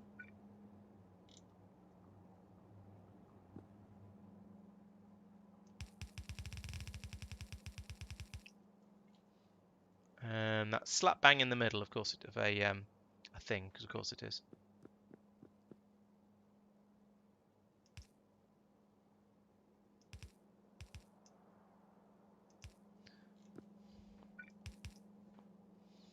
So put that there, da, da, da, da, and then that, and that, and that.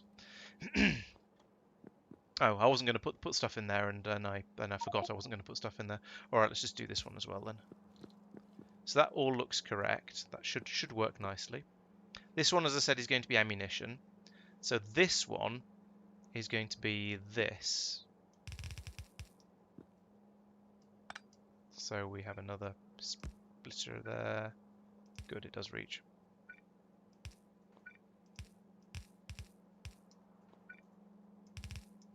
Like that. Chomp, chomp, chomp. Okay. Now we need to make ammunition, and that, unfortunately, it's just yellow ammunition we have to make. It's not the game isn't mean enough to make me go through all the way through and make red or green ammunition up here in space. So that is just literally a feed of iron. So do I have iron? Is iron a thing in this base? I wouldn't be surprised. I mean, it seems fairly likely that you'd need. I've got steel up here, which is like iron but subtly different. Oh, here we go. Here's iron. Right. Okay. I'm going to need to do a bit more laying of this stuff. Oh, and I've run out. Great. Yes, I'm going to put ammo on the inside, but I need to bring the iron up in order to get. I need to bring the iron in order to make the ammunition to bring it up that way. I think. Oh, by inside lane you mean closest to the machine? I hope I've got it set up to do that, and I just have an underground belt passing it through. We'll find out when I get back down again.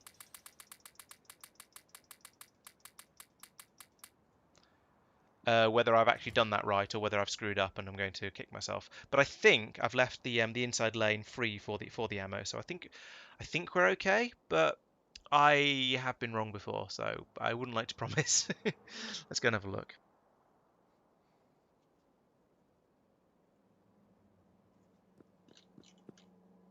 Nope, you're quite right. I did in fact get it wrong. Fail. So this is, yes, this is supposed to go over to here, and then all of this is nonsense. Or more neatly, actually, let's bring it over to here.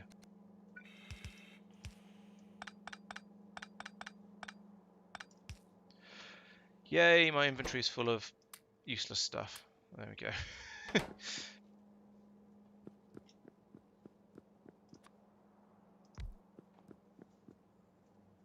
Iron, iron, iron, iron, iron, iron, iron, iron, the old iron. Bring it down here.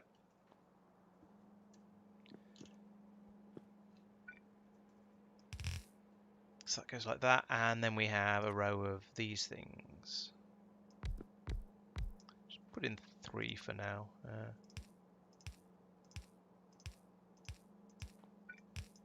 This is probably massive overkill, but we'll see.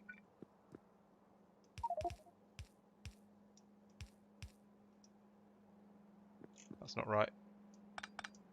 Is it? I'm very confused. Oh, okay. That didn't need to be there. That's why I was confused.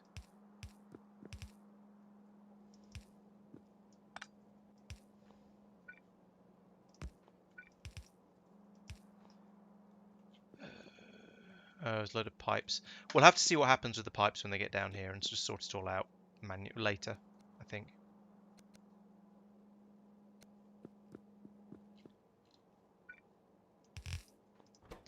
Over here we make ammunition.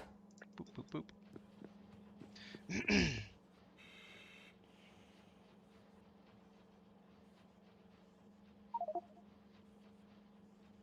Once we get a backlog going along here, then this will start picking up more than one thing at a time, and it'll be a bit smoother and quicker and generally better.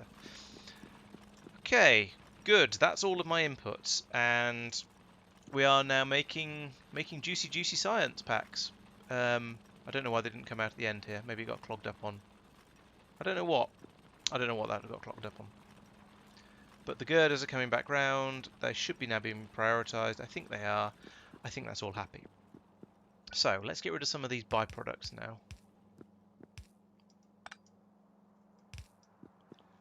Where's the dirty water pipe? The drain, if you will. Here we go, this one. So we need some of my 15s.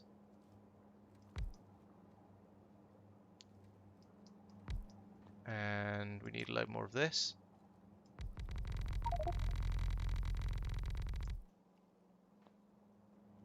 I'm not going to have enough 50. Oh, and I've got another 50 of them. Okay, no problem then. Well, yeah. Got enough of them. Too many of them, perhaps, depending on how you look at it. Is that a 7? I think it might be a 7. Let's make some more 7s. No.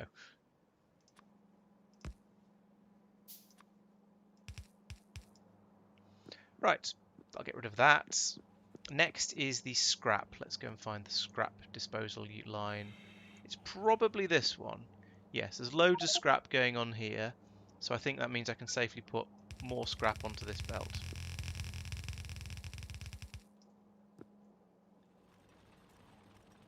And that will come from here. So we go underground here, I guess. Oh, no, don't do that. Lots of these runs don't seem to be quite the right size, which is a little bit disconcerting. As in, I feel like I've not left the gaps to be quite the right size. I mean, I know I've done that sometimes semi-deliberately because I've left there's 4 coolant types, but then there's 2 of these that only seem to be 4 wide. So I'm not sure. It's probably just poor planning. That's the usual reason things go funny in my designs. Okay, what's going on here? Why is this jammed? Ah, because I haven't got anywhere for the actual science packs to go. The things I do want. And now this looks like a nice empty lane. So I'm going to bring them down here. But I also know there's going to be another 2 types of science packs coming out. So I'm going to bring them over a little bit further, like this. Now, it looks like science is happening. We are making data cards. Good. Right, that's parts 1 and 2 done. So, next up we have the other 2. Let's have a quick look at those. So that requires uranium and iridium. And also and then the other one requires making explosives. So let's do the making explosives first, because then I can just feed all of the other things in together, and that will just be a bit neater, I think. At least I hope. So that's a biochem facility. My God, these things are huge. If I pick this up, can I put it? Where can I put it? Can I put it here? And still get everything. Put it here. Seems like a fair place to have it. Or is it? No, a bit hard. Let's put it there. I can always have these go underneath it. Okay. More.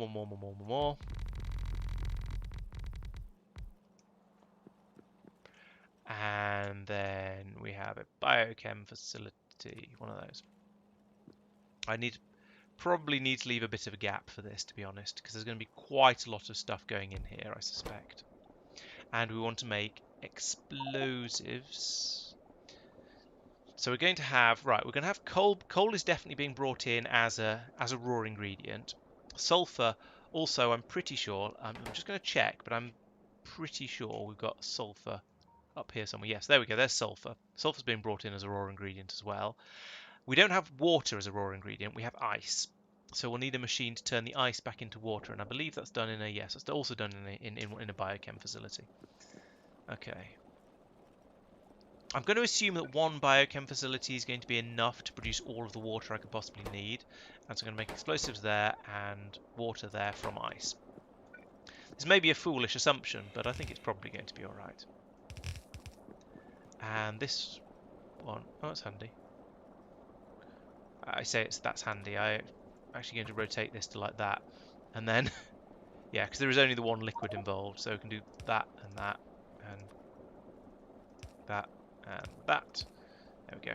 I forget how big these machines are sometimes. Anyway, so we need coal and sulfur being brought in. So that is only one belt, so that's nice and easy. So bring coal and sulfur in there. Ice in here.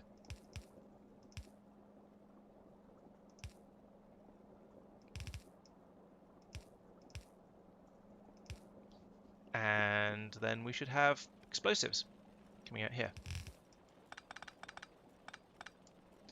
Simple-ish.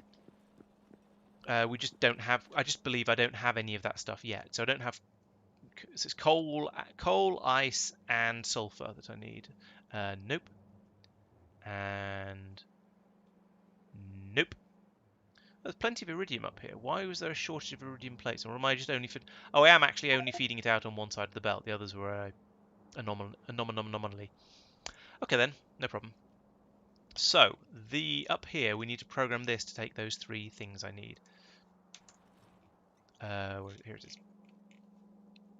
And then I go, oh, I'm going to need another station for uranium. That's a shame. So you're going to be sulfur.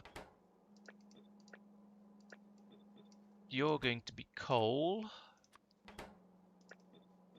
And you're going to be ice. These are all raw ingredients that stack pretty high. Not sure quite how high they stack. Oh, I've got, so let's say minus 1,000 of each. Let's see if that triggers everything. And ice. Salia, no station. Iridite. Salia should not be ordering iridite. Let's turn that off. I know exactly what's happened. It's down here. There's an additional station that's just ordering dumb stuff that it doesn't need. Right, there we go. Let's fix that up quickly. Right, now, from here, oh, that's convenient. I've planned far enough ahead to have the 3 belts for these 3 things coming down here. That's quite nice. I'm kind of impressed with myself. Saving. Right, so there we go. Now let's shrink this down and not waste quite as much, what do you call it, as I was about to. Let's just go like this. Build this down on a slightly smaller scale. So this all comes down to about here. I'm sort of tempted to just bring it straight down and across. I mean, is there anything, what does Rocket Science 4 require? No, Material Science 4 require. It requires me to click on the right, there we go. Number 4. All kinds of plasma, low density structures, iron, but none of the other things I'm just bringing in. Okay, alright, let's be really lazy.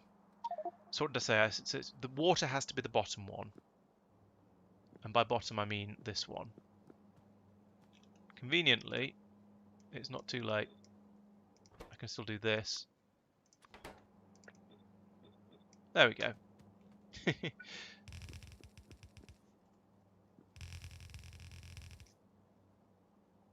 In fact, you know what's even lazier and therefore even better is to go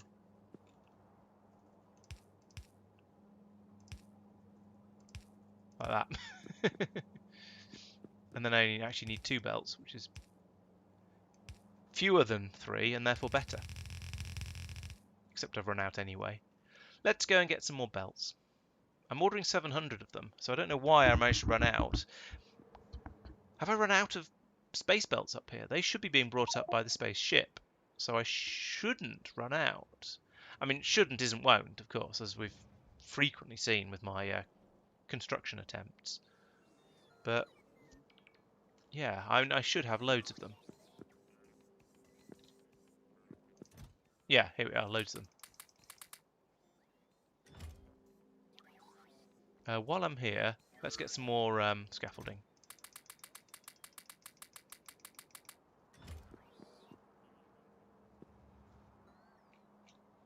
Huh. It's got almost 30% into that massive 8,000. Thank you. It's got 30% of the way into that massive 8,000 science artillery shell research I did. I set going, so that's going reasonably quickly, I have to say. Chucking a massive quantity of speed modules at a science lab seems to do quite nicely.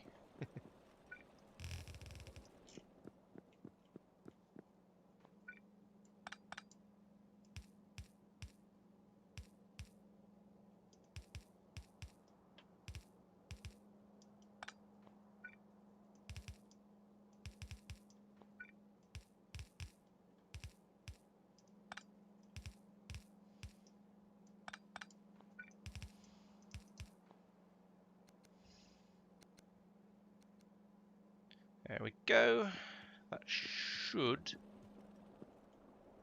Oh, I was going to say should do everything I want. That's not remotely true. I need to put a load of inserters, like that and that. And an exerter there. But basically, that's going to make me my explosives. So... That's for the explosion shielding data. As well as explosives, it requires both the things on that belt, plus heavy girders and iridium plates.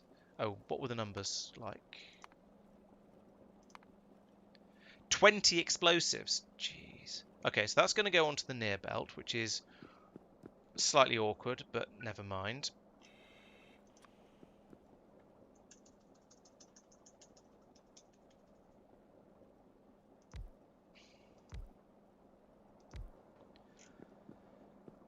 So we're going to have mechanical facility with 3 belts feeding it. This one. I could probably put that a little bit further across, to be honest. Which is going to be the explosives. And that one that's going to be stuff. What was there? Was there something else? Required. Oh, it's not that. No, it's not that machine. Explosion shielding data in a. Oh, it's in a thermodynamics facility. That one. Explosion shielding data. Okay, so it's 4 material testing packs. That's slightly annoying, but the explosives definitely have to come in on this side because that's the one that requires 20 of them. And then we'll just have to do this here again. I could bring them in around the bottom, I suppose, but I don't want to.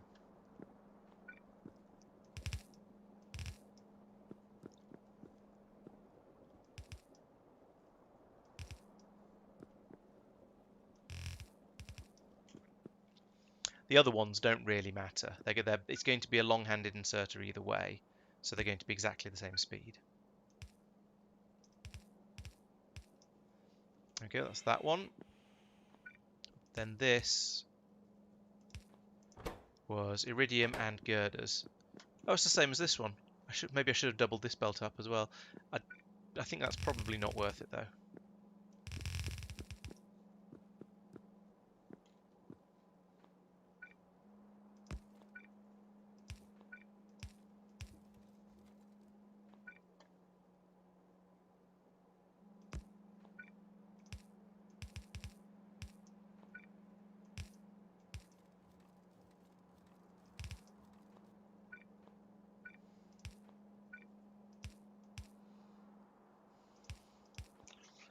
Right.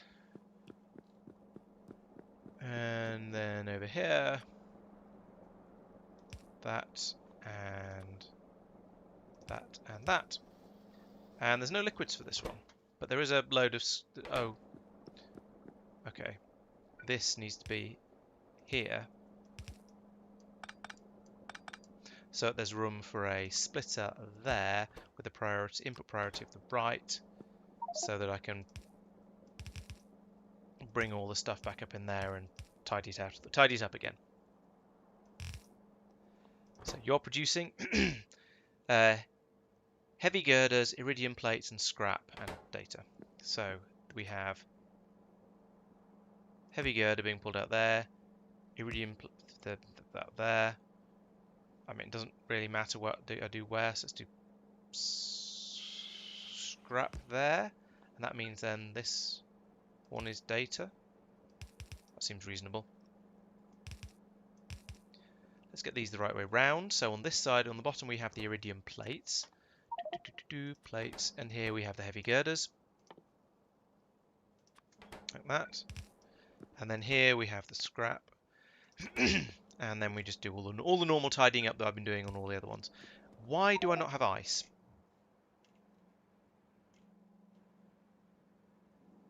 Was that not a sufficiently large number of ice to request? Probably. Let's have a look.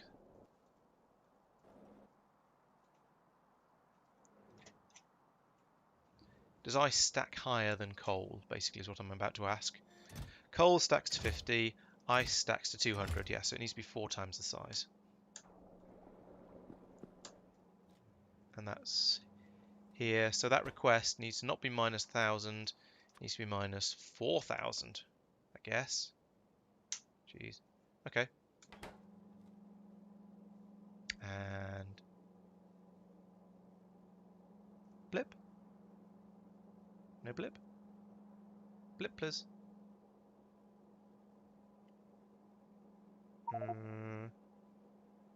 Oh, there we go. Right. Okay. That's my ice. So that should be all of my inputs. That should work. I might need more explosive manufacturing facilities than that, but basically that should be good. Now I just need to dispose of this scrap like this. Where was my scrap disposal? There's my scrap disposal. Why is it? Oh, okay.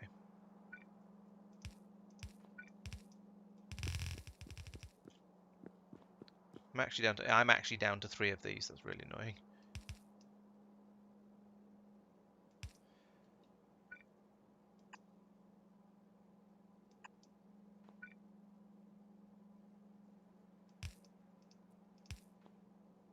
I think I'm gonna need to, yeah, I'm gonna need to go and get some more of those. Why is that? 100's clearly not enough. Let's set that 100. Yeah, all right, 150 for now. But otherwise that should be good. Then this can come down here and be joined by this, and that's 3 of my sciences scienced up. The next one is going to be a little bit more complicated, not because the actual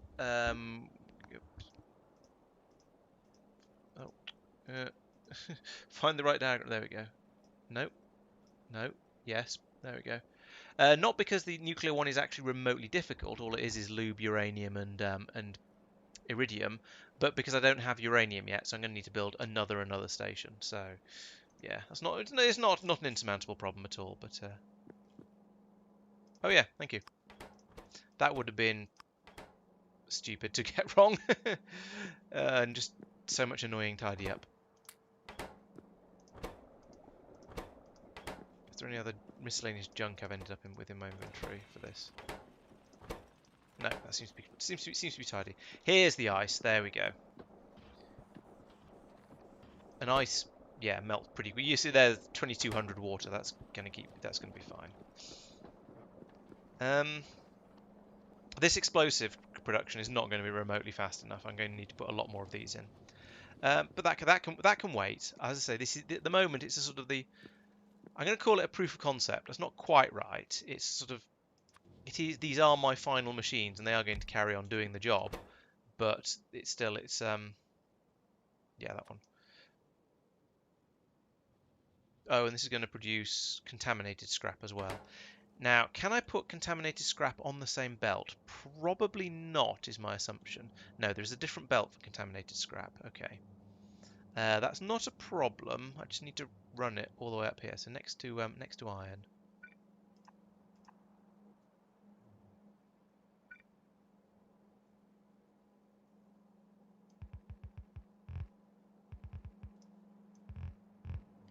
How far does long reach reach? That far.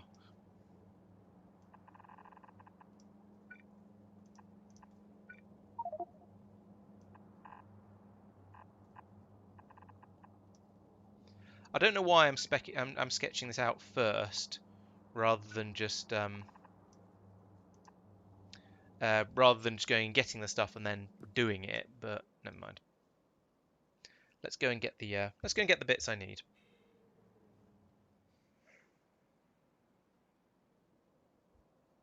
Oof. It's so hot today.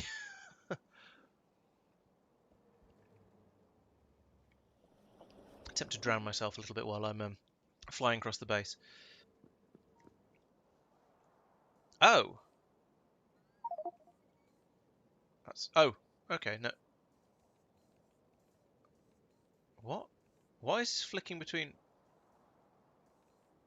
Is this because I don't have very many logistics bots left?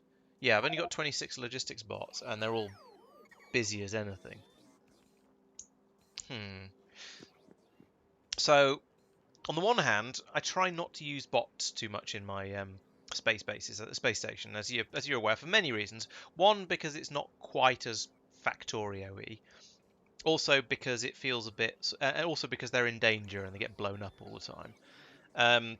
So I try to avoid using them as much as possible, which is why it's got down to 26, which is probably the minimum number, the maximum number you can have without them blowing up all the time. And that's why quite a lot of this stuff is running slowly. And if I was sensible, I'd set up some sort of belt-based space mall system that just had all of these things available to it, and wasn't using bots at all. But I haven't, and I don't really plan to right now. So I'm just gonna have to do this. I might as well just do this the old-fashioned way. Since my bots are far too busy with other things to, service me properly. Was it underground I got? Where are the... Where are splitters? Here are belts. Let's take some more of those. Splitters. I don't know why I opened that. Splitters? Splitters. There we go. Oop. Spaceships are jolly loud when they appear or disappear, and you can hear them anywhere on the... I was going to say planet. It's not a planet. It's a surface. So presumably that was my refueling ship has just reappeared up here. Yes, there it is. Ooh, I just bounced. Oh, yes, of course. You can't fly over spaceship flooring. So here we go. This spaceship has just reappeared with loads and loads of rocket fuel on board that it's now attempting to pump out into these already mostly full tanks. So that's actually working exactly as it's supposed to. So I'm happy with that. And that should now stay there for, I was going to say forever. It should stay there until I start using rocket fuel from here, because there's more rocket fuel in the ship than there is space for here. So yeah, that's going well. It's behaving as expected, which makes a nice change for something to be doing what I expect it to do rather than not. Ooh, that was the belt I'm supposed to be building. Excellent. Let's do it properly. And then up here we also need a splitter like that to merge the two. Down, down, down, down, down, down, down, down, down here. Put those down as well. Good. And there goes the scrap. Right. So now we've got the explosive data coming through at the rate it's going to come through at, which is okay, I guess. You are taking... Okay, and you're producing really nasty scrap as well. So contaminated scrap has to come out here on the left. I don't want any of this scrap I've been picking up. Where is it? Where is it? I've picked up quite a lot of scrap. It must be in my inventory. There it is. Put it in there. There we go.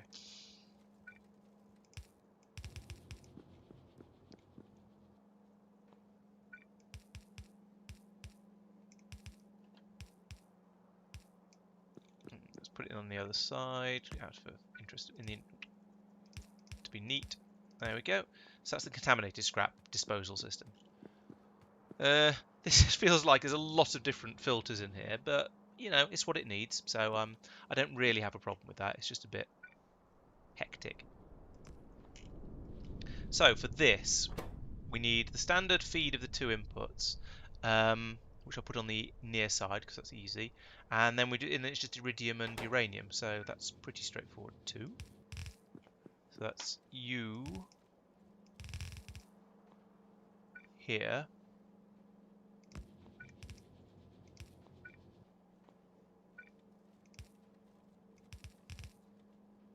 Sure, let's do it like that. And then uranium and iridium.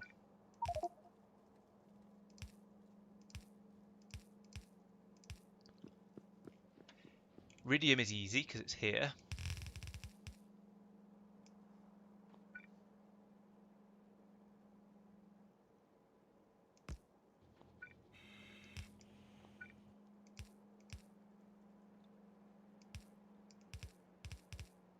Like that. Uranium, not so easy, because I'm going to need to put in another drop-off station like this one. Let's just copy all of this. It's not all wanted, but I don't really want to go all the way up there. Is the other one a bit more self-contained? Yes, much more self-contained. Excellent. I need that.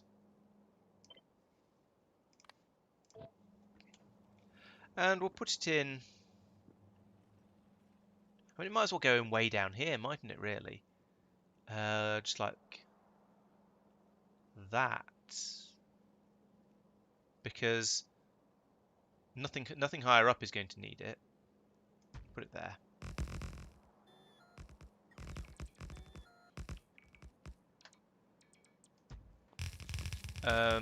But not that. Not that. There we go. Just in time. I hope.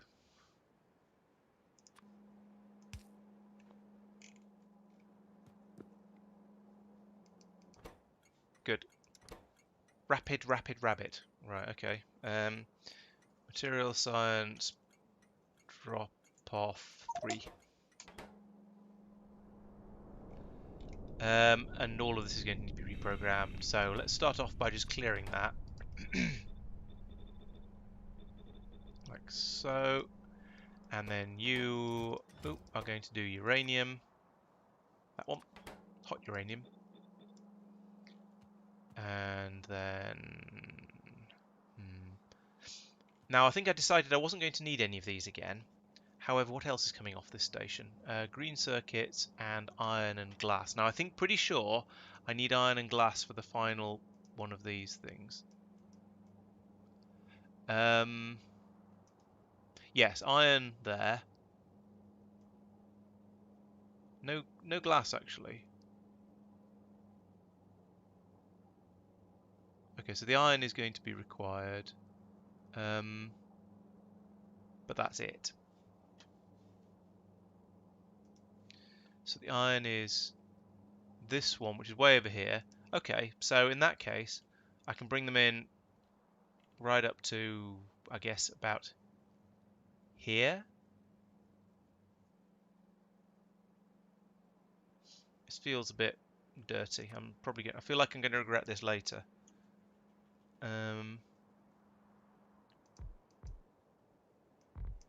So iron's coming down here. What else have we got? We've got other things that are used. This one is almost certainly going to be used again. So this is the first line I probably shouldn't use. So let's bring this across about here.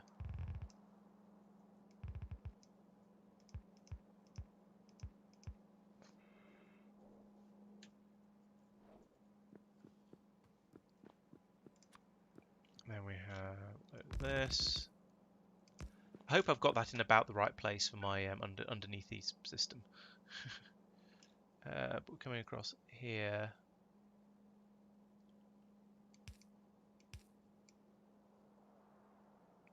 About there. I can't see. No, too close. So that should go there. Splitter belt Rotate.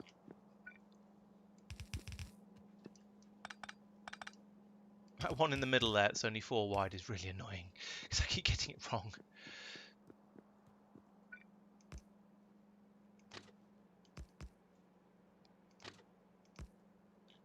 We're going to need a pickup station for the science packs as well down here. So let's while I'm thinking about stations, let's shove one of those in. One of these, in fact. Like that. And sure, let's line it up with all of this stuff. I can go. And I suppose it doesn't need to be. I didn't copy it properly.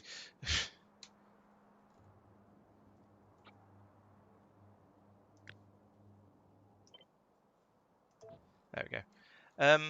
What's I trying to say? It doesn't matter exactly where it is, but I'm going to have the fourth science. Yeah, so I'm going to put the computers in here, so it's going to be passing it straight across to here. That's going to be fine. I still didn't copy it properly. I need the tiles. Third time lucky? Maybe. We'll find out.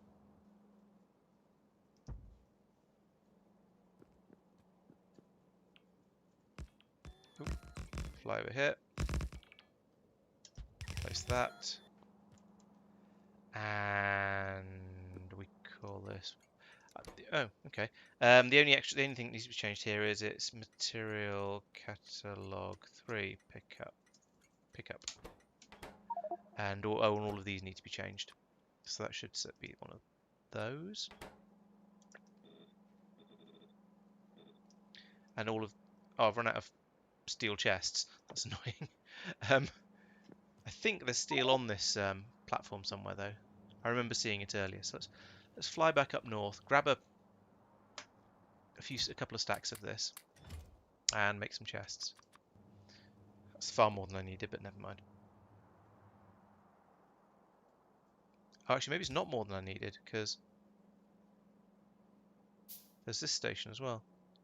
Oh no, that one's all right.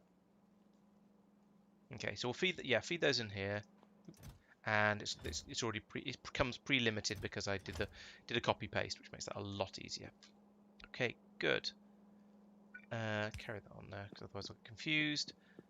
Right, up here, uranium. What's the stack size of uranium? It's probably going to be a 50 because it's a raw material. Actually, no, maybe more like 100 because it's processed material. Yeah, 100. So that means I need to request 1,000 of it. So you have copy, paste, and I don't want any of these, but I do want minus 1,000 of that one.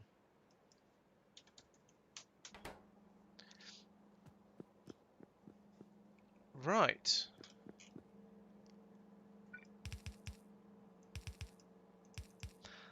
I believe that's everything. So I've got the uranium and the iridium sort of coming in. Material packs and data cards, yes.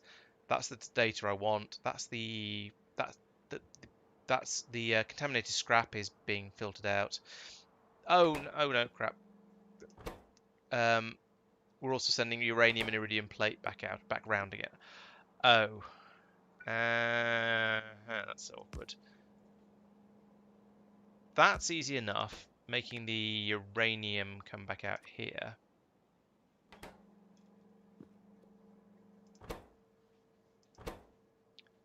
Have that. There we go. But dealing with this is going to be not difficult, but slightly more complicated. Fortunately, with this extra space I've been leaving here, there's plenty of room to faff around with that sort of thing. So the uranium... Oh, I've got my belts the wrong way around as well. Let's do it like this.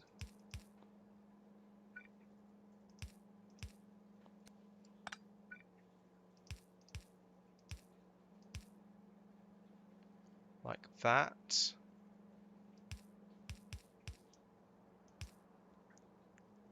And...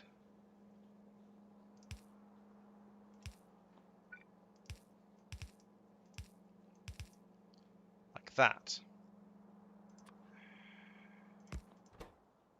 priority left. Right, so let's make sure I've got this right. Any iridium comes out of here will go up here, around here, around here. It will go onto the top side and come out on the top side. Yes, good. I've got that the right way around. I thought so. Nearly got it wrong way around, but then I actually checked and did it correctly, which is, you know, a good way to do it.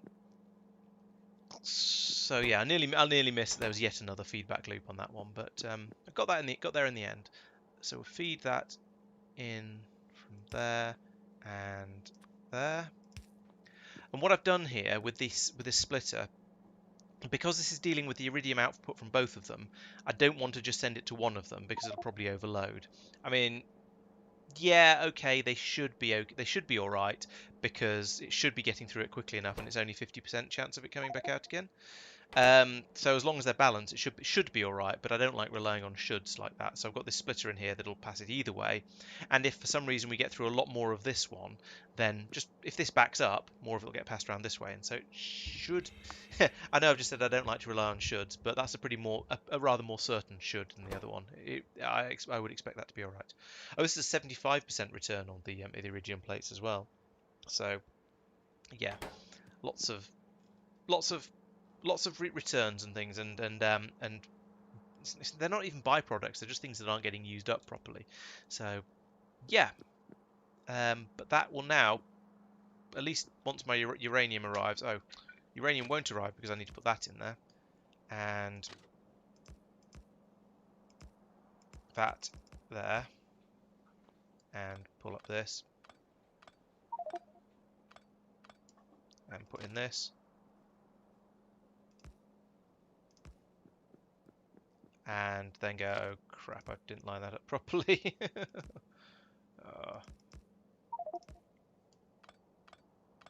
Think about signals in a second.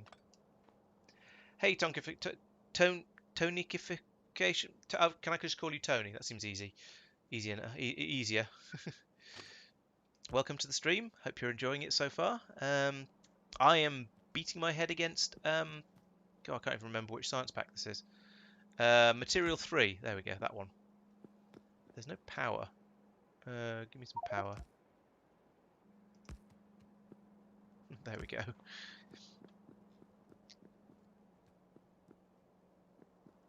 Alright, this all looks pretty good, I think. The uranium train can actually arrive now, but it won't because I haven't wired it up yet. So that to there, and that to there. Is this all linked? Is this all linked together now? Yes, it is. I think. Yes. Yeah. Okay. So that's gone yellow. So we're summoning the uranium. Good. Pour that down then in here. I think this is all done now. All up and it's all up and theoretical, should we say? Now I just need my computers in to actually. Okay, I ran out. Take these two and the coolant. Is that enough room for it all? Yeah, that's enough room. Do I have any computers? That's the question. I can't see them. No, I don't. I need to go and get some computers, and a fair amount of other stuff as well. But mostly the computers at this point. So let's go and do that.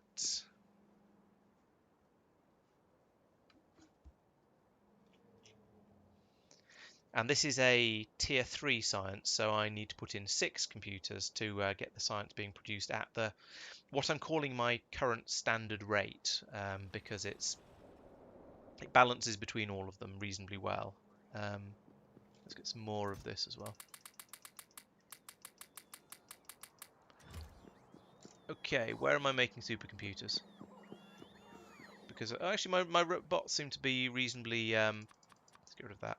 Reasonably willing at the moment, so let's get them to bring me the computers. I've lost them again. There they are. 6 will be enough, I think, for now.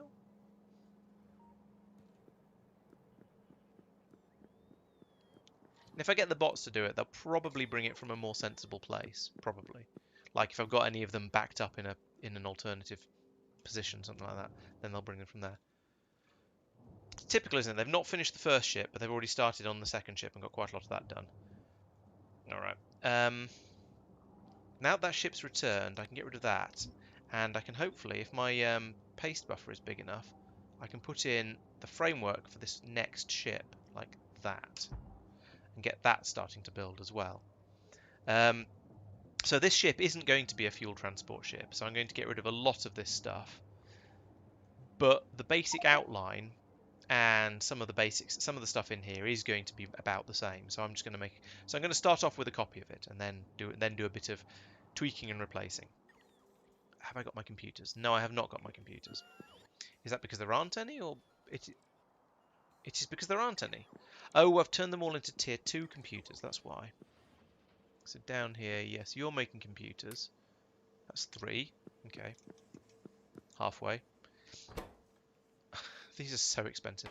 I don't want to start using the quantum supercomputers for this because they're so expensive to build. It's the 500 blue circuits, the 50 times another 50 blue circuits and 50 quantum phenomenon data. That's just it's a bit excessive. I'm gonna yeah, I don't want to spend all that much on this. And to be honest, for a lot of the stuff, the it's absolutely fine. So that's 4. For most of what I'm doing, the quantum computer, yes, it would be twice as fast, but the sheer cost of it, it's not worth it. I might as well just put in more of the tier 1 supercomputers. It'd be a much more efficient way of doing it. Or computers and modules, I suppose, as well. So yeah, I'm just going to stick with the tier 1s everywhere except where they're absolutely vitally required. And I've only found 2 things that really, really need them so far. One is this one here, where we're reformatting the memory cards. And if I use the tier 2 computers, then I can use a better formatting recipe that uses that has a 10% better chance of succeeding, essentially. Um, That's interesting. I've got more memory cards than I know what to do with at the moment, which is the opposite problem to what I usually have. As long as these don't get completely full, and they're only half full at the moment, that's a bit full, I might need to put a few more of these in to balance that a bit. Yes, I can. It's just the sheer amount of stuff goes in. There doesn't seem to be any point. It's not worth it. As I was saying, for this stage here, it's worth it. And over here, when I eventually decide I want to upgrade these to using all 4 types of cylinders to make the significant data, then it's going to be worth it. Those are things you need the better computers to do. But at the moment, just for producing the science, I might as well just put in more of the basic ones. To be honest, I don't need them for what I'm trying to do, basically. They are massive, massive. Well, I'm not going to call them overkill because I would be able to use them perfectly well, but they're very inefficient. It's much, much cheaper to use the basic computers and just have twice as many of them.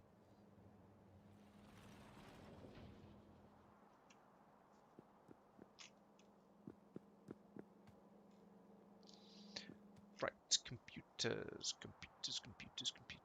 There we go. There.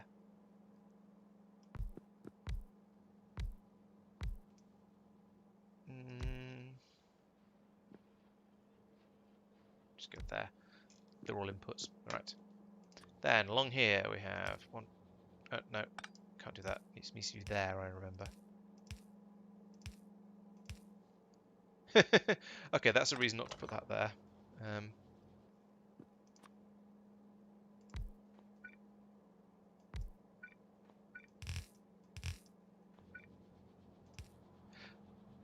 Where's my uranium?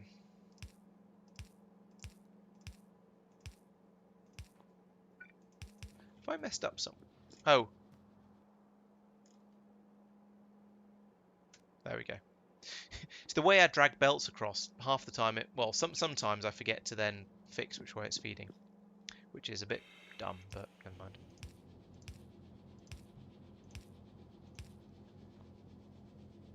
I don't know why I'm doing all this manually, actually.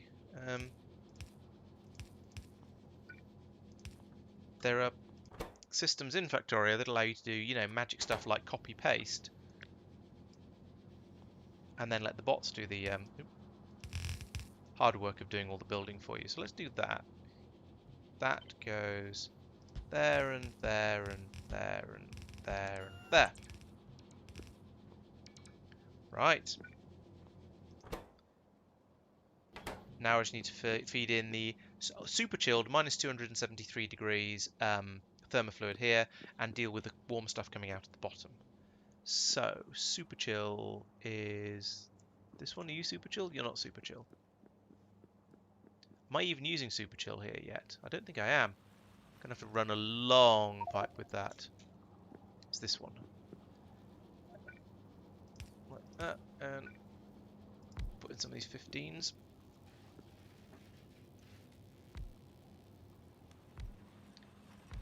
Conveniently, the system mostly works. In fact, the system does work to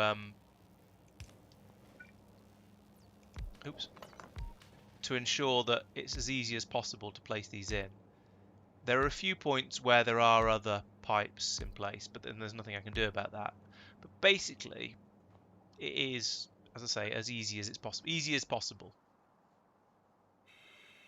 Can I use a 5 in there, or is it going to merge with the pipe next to it?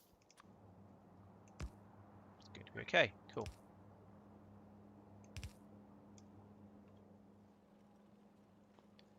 Let's do this smartly. So from down here, it's going to need to be... Ooh, let's try and line this up properly. There. I hope this is the right column. I think it is. Yes, it is. Like that. There we go. That was actually quite easy. I'm pleasantly surprised.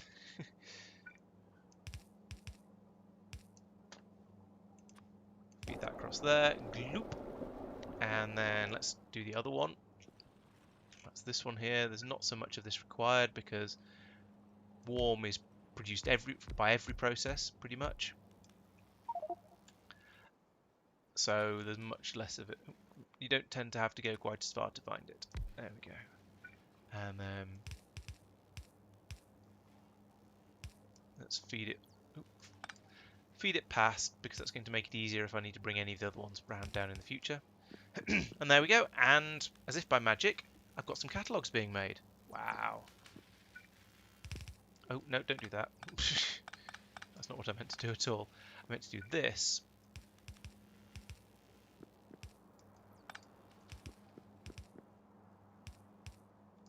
Bring it all the way over here. This can be a really narrow path going out. Yeah, sure, to there, I guess. If I do it like this, then I've taken up as little space as possible for bringing things down. And then you can have all of those. Right, that is working. I mean, we're not producing half the stuff half as fast as I should be, but the basic idea is now great. We've got plenty of the first two, but that might just be because they had so long to build it up. We're shortest of the nuclear one at the moment, so let's put in some more of that first. I don't need to do this funny shenanigans down here, so let's put in this bit first, like that. Then I can just copy and paste this over next to it, like that. And how many of these are running? 3 of them. Oh, 3 of them are running, so it's halfway there, like Bon Jovi. So having 2 of these may well be enough for this. How's my power consumption? Oh, an absolute joke. That's absolutely fine. Good. Okay, so I should now have enough of these, because my theory was if one of these machines is producing enough for 3 of these to run, then 2 of them should produce enough for all 6 to run. We should wait and see if that's actually the case, but I think it should be. What's also quite possible is that... Right, let's have a look at the times on these. That's a much more sensible way of doing it, isn't it? So there's a 10-second crafting time on there, and I believe that's taking everything into account. There's a 10-second crafting time there. There's a 30-second crafting time there. So yeah, that fits. So I'm going to need a second one of these as well. So make a copy of all of that. Put it in... Am I playing... No, I'm not playing with any liquids there, so I can just do that. which is in right next to it.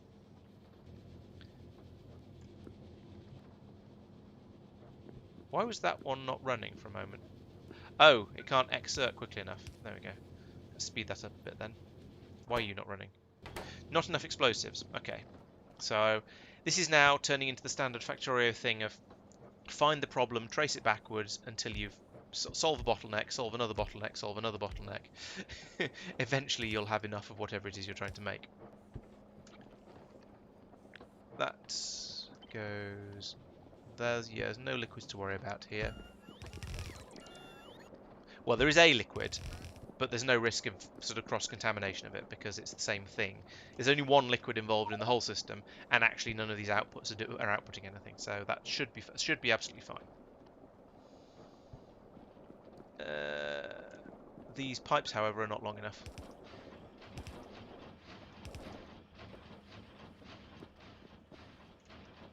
Okay, so that's tripled my explosives production rate. I don't imagine this is going to have any trouble keeping the fluid levels up there. Is that enough? No. They'll be getting used up as quickly as they're coming through. Okay, we'll have another. Let's have another 2 then. Why not? The obvious why not is because I haven't put down enough for scaffolding.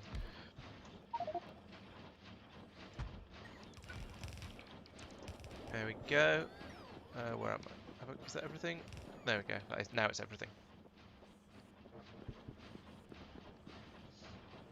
And it's still all fitting on the same side, on one side of the belt, which is quite nice. So we've got a decent, plenty of throughput available there. I'd say that belt is roughly half full, so I can double this up without even having to think about using the other side of the belt. And it is... Huh. I think these need to be stack inserters.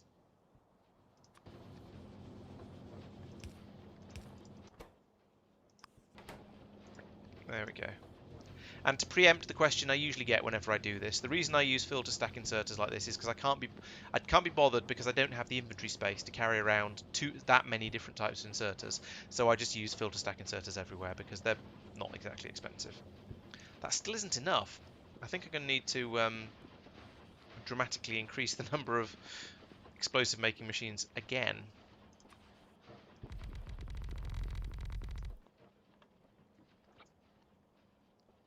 Ah, hell, let's just double it. Or not, because there isn't enough space, but it's probably near enough.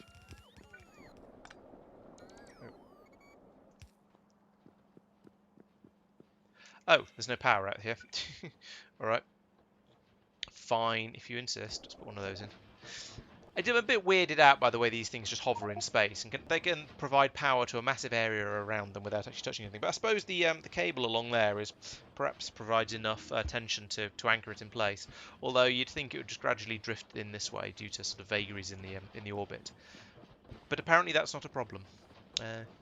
Who knows? Yeah, that's not building up inside it. I reckon we've got one machine here that's starting to struggle, and we haven't actually run into too many on the belt, but I think that one is... No, it is actually outputting fast enough. But if I put in any more, then I might want to think... I could probably fit one more on this side of the belt, and then any more than that would need to be on the other side. However, I was going to say it seems to be enough, but it isn't. There seems to be... Well, okay, no, it is. It is slightly more than we need. Okay. Yeah, we are only just, but this is sufficient. Okay. Phew. Right, so now down here, this should all be running. This is all running. Good. However, this one is depleting quickly. And so is the other one. So we're going to need another one of each of these. Are these also running at 10 seconds crafting time? Yes. That's 10 seconds, and that's 5 seconds. So that should be alright. Yeah, but where do they get the fuel from the RCS thrusters? That's my question. Oh, this is a bit of a mess. Oh wait, no, it's not a mess. It's okay. Mostly. Mostly. Let's copy that, I guess.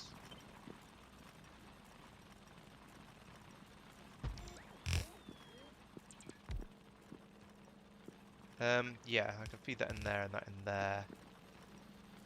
Yes, that looks okay. And then across there like that. Like that. And that.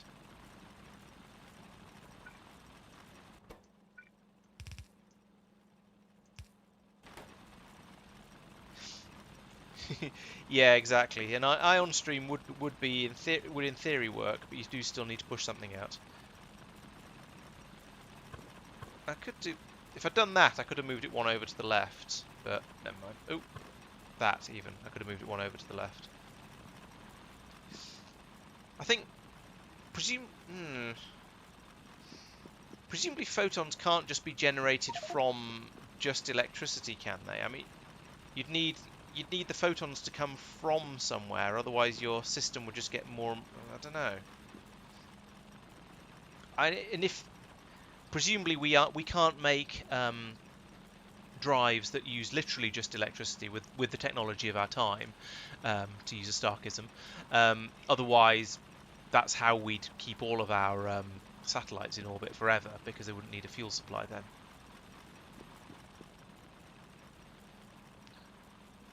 That's an interesting idea. I mean, I don't believe anyone has ever done it, but it's an interesting idea.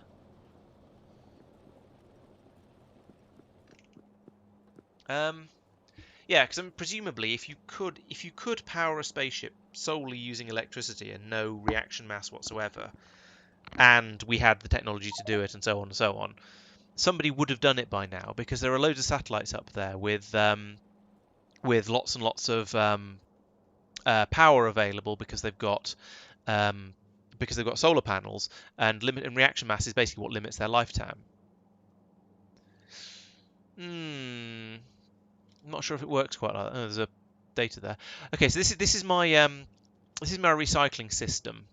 There you've got the various tanks here that are filling up with the contaminated cosmic water as it's produced, scrap, contaminated scrap, and if applicable, if it was applicable to this particular one, there'd be another couple of tanks up here for the contaminated biosludge.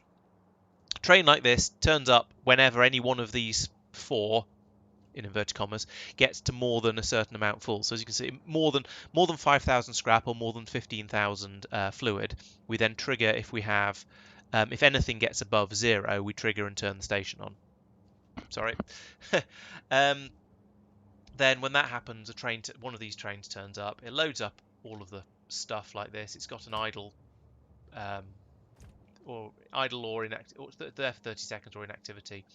Train then clears off, heads over here, where it pulls up into the station here. It unloads all four of those things. So you've got the scrap, the contaminated scrap, the biosludge, and the cosmic water.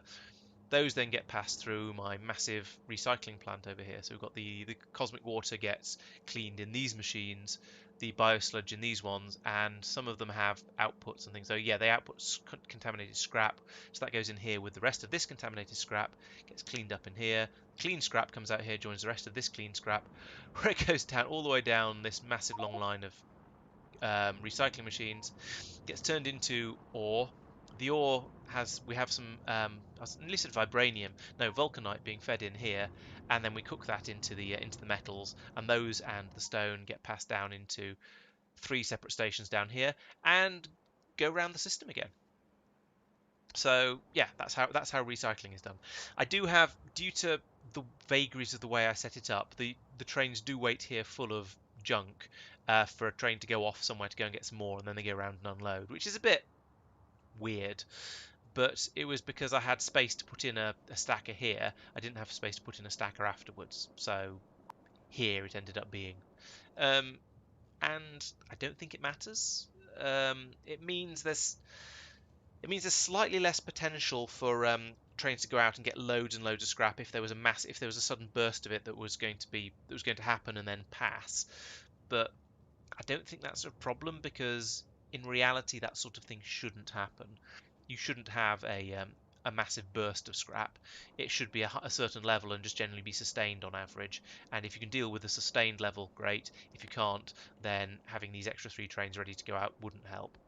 So that's my theory. And that's my scrap disposal system. So how are we doing? Right, I deliberately stood next to where these ones were. So these circle ones. Is that ammunition? Squeezy? Squeezing the bearing. Goodness knows what it's doing. The squeezy bearings one is keeping up. This one, is that about the same? It was at the corner. Was it at the corner before? I can't remember. You're welcome. I hope that was interesting and gave you lots of useful ideas. But basically, I decided that it wasn't worth having multiple trains, multiple stations, one for each type of thing. I might as well just have one scrap train that just goes out and picks everything up. And then it turned out one scrap train didn't give enough throughput for all of the junk created by, particularly by the one where you smash up a locomotive and it produces 1,200 scrap, which is ridiculous. Um, so I added in some extra trains to give me a bit more throughput.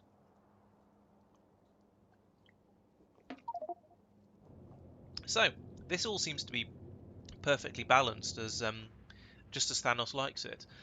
We've got the because these are all simple 10-second, or in this case this one 5-second jobs. These and as are these ones, and then these are 30-second jobs, and we've got 6 machines doing it. The maths is trivial, so it's so that's just set up now, and they're all working. There isn't a backlog of the radiation-based one, but that's because that was the last one to start getting made. So it's not flowing. It's not building up, but it's also being produced at exactly the right rate. So it's okay. How are we doing down here? We have 137, 138. How many is supposed to go into each one of these? I can't remember. Ooh, land.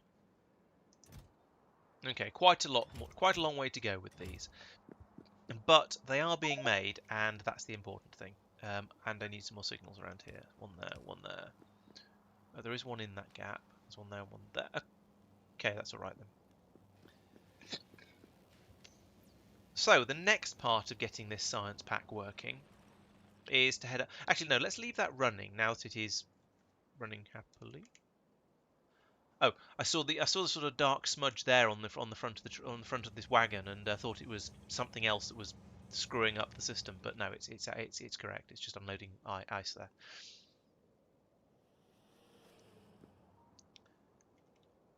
Okay, so the next thing, let's go and have a look at that spaceship I was building.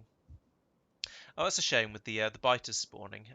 It's quite nice being able to push them, being able to have planets that are safe from them. Although I have to admit, I do feel it's slightly cheap playing the game like that, effectively without biters.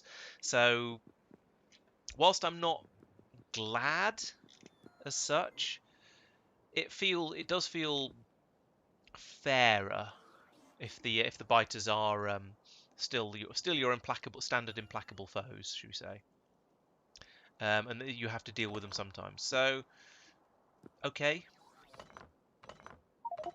right. So I don't need anything like as many of these tanks up here. And I don't need an elaborate system of pumps here. I don't need that. In fact, I don't need that there at all because that's going to be an ion engine. So let's get rid of that and that. I am going to need a quantity, he says vaguely, of these in order for the ship to be able to take off. I think I want it to be 4.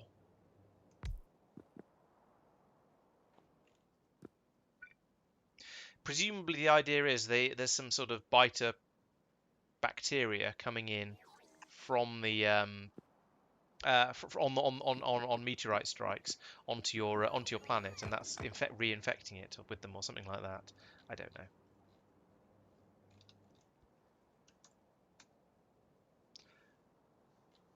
Ion engine, ion engine, ion engine.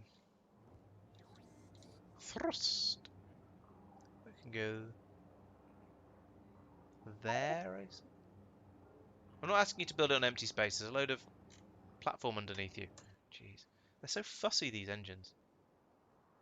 Of course, I don't have any more. Put those in.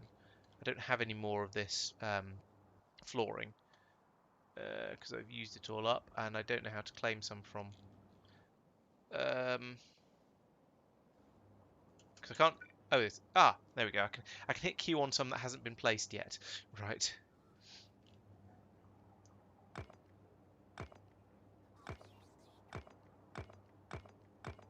That should be enough. Right. So I'm going to assume it's just because that ion engine is a little bit wider. And if I do that, I should be able to place one. Let's find out if I'm right. Yes. Oh, it's taller as well. So it's going to interfere with that. However, there also isn't going to be room for a tank. Let's put a tank in. There. So I'm going to need to move. I'm going to need to move all of these things around. So that's fine. Oh, and I'm going to need a. No, I'm going to need a fueling system for that as well. So that can't be there. That's going to have to be there. Like that. And then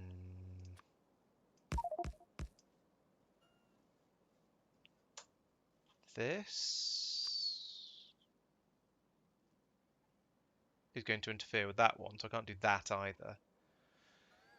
I guess I'll move it down a square.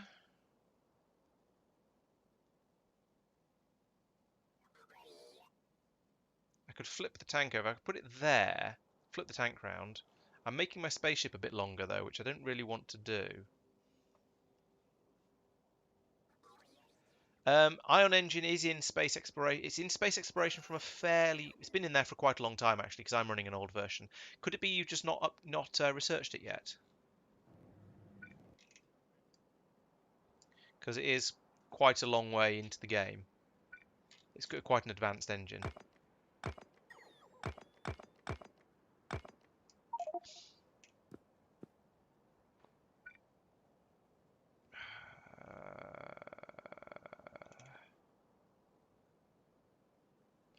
I don't need a pump there, actually.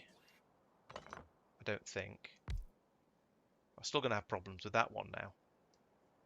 I need to put that there in order for it not to interfere.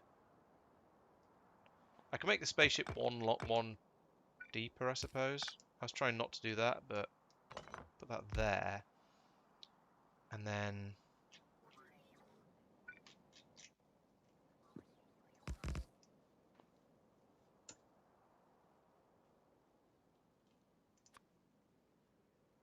put that there. There we go. Actually, at this point, it might as well be further across.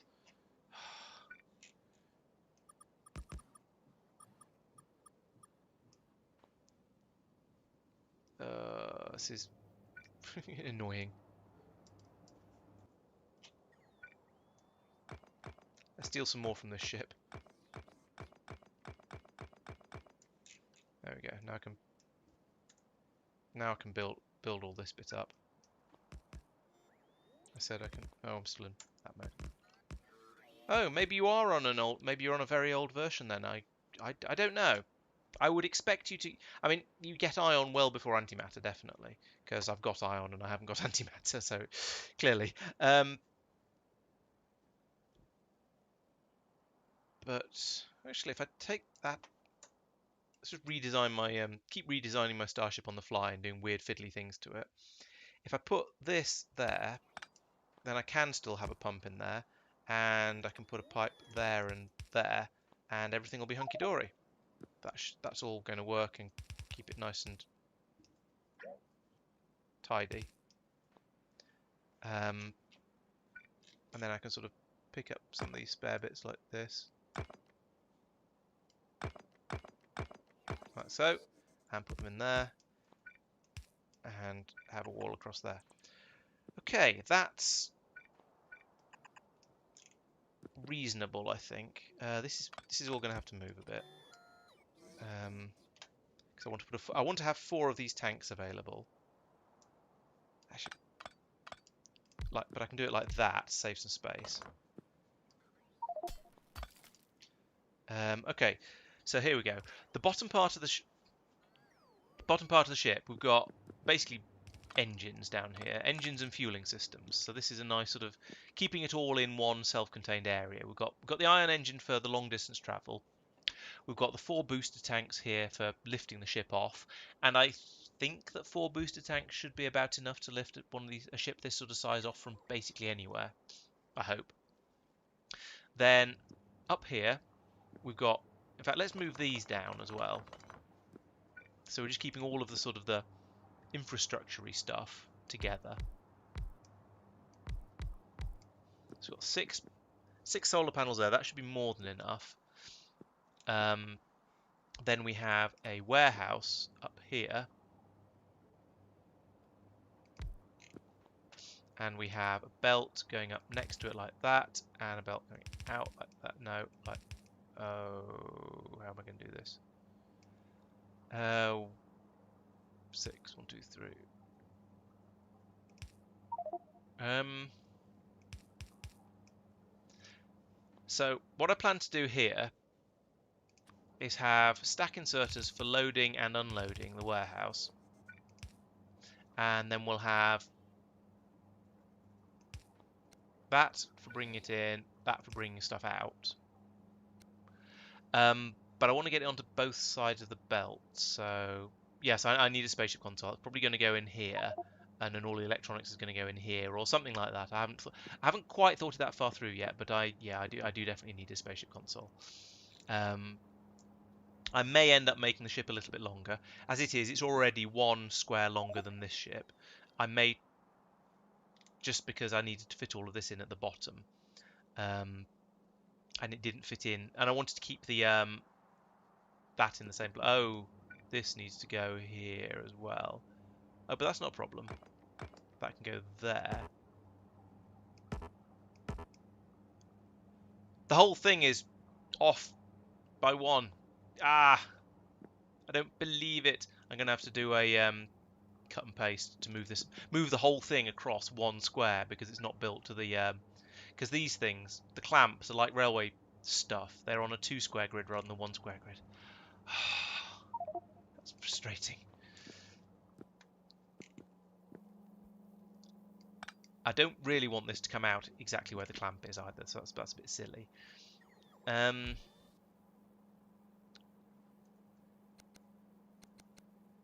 What if I do this? Inserters put on the right-hand side of a belt, don't they? So if I do this,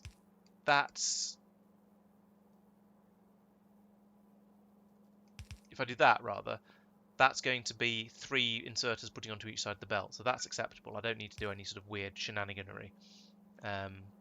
So that should be okay. So I think I'm doing okay here. I've got plenty of power because I put in an extra 2 an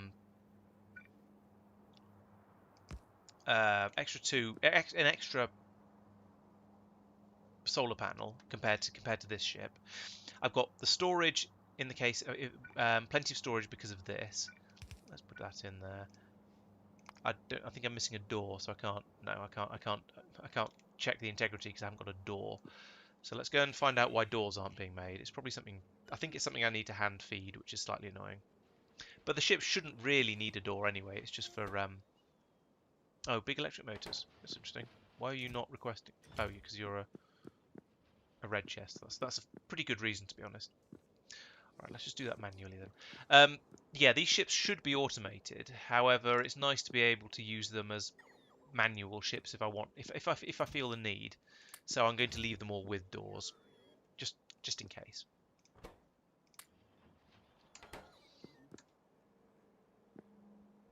Oh, I also need an ion engine.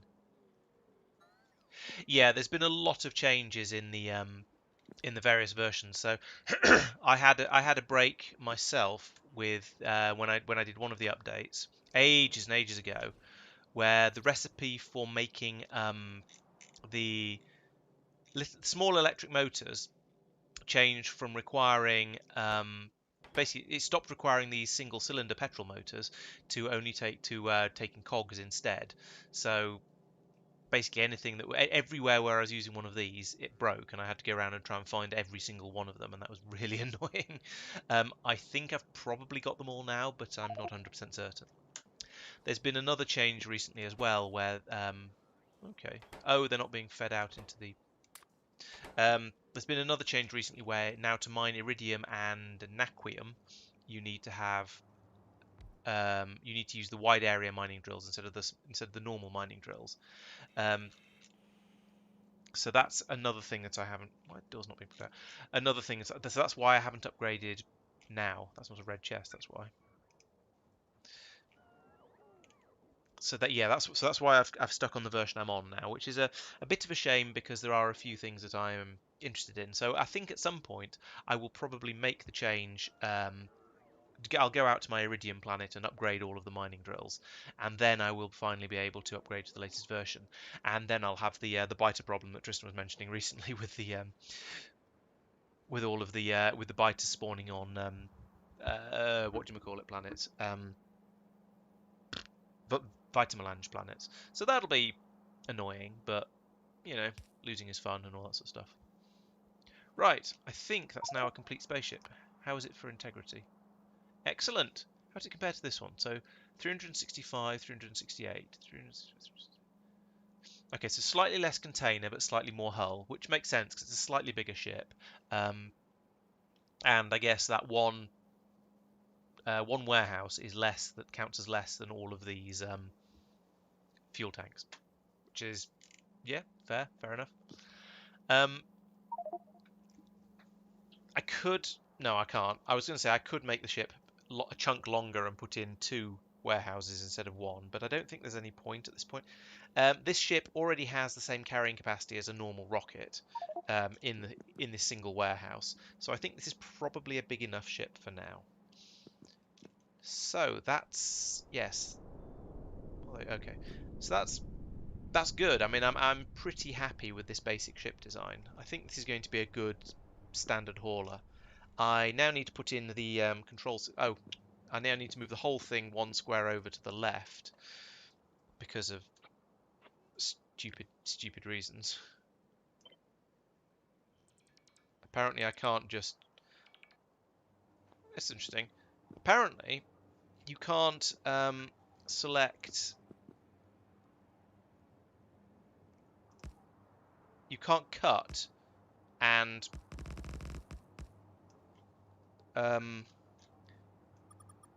sorry, you can't cut and make a blueprint, so I'm going to have to do it like this.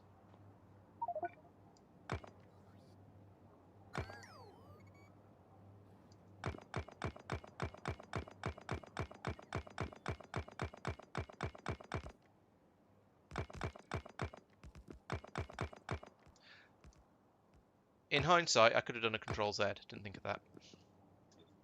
But this gets me to where I wanted to be, which is probably more useful. So if I do that, and then just wait for the bots to come out and build up the rest of it. And then in line with here, it's that one and that one. Here they come. Boof. I'll put that there. Right. Excellent. This now should be a reasonably functional starship. I should be able to now fly this out to other planets, pick up stuff. I've got a train that's run out of fuel. Why is the train run out of fuel?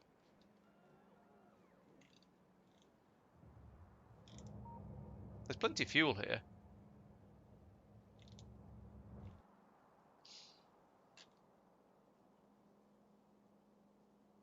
Oh, right, okay. Oh well, never mind. It'll do as it is. Okay, so this ship should now be perfectly fine for replacing any one of my rockets down here. So I'm going to start doing it from. I'm going to start going off to the exotic material planets first. So, in fact, this might be a good opportunity to go out to the Iridium planet and start thinking about big mining drills out there. Although I'll need to nip down to Norvis first because I want to build the actual mining drills themselves down there.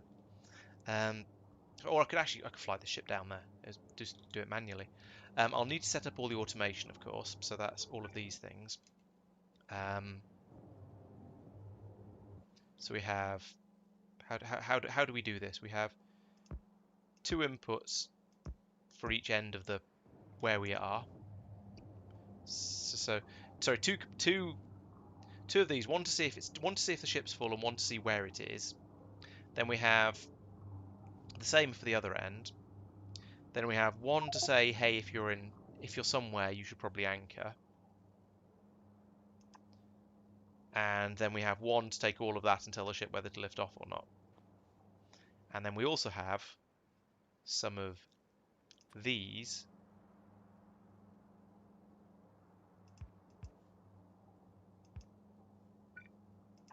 I'll worry about this in a bit more detail later, I think.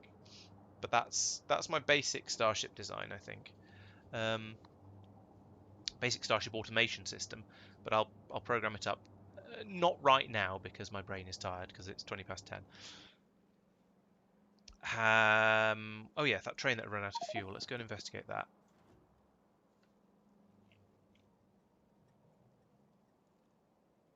Because it's going to be blocking up all of the railway lines up here.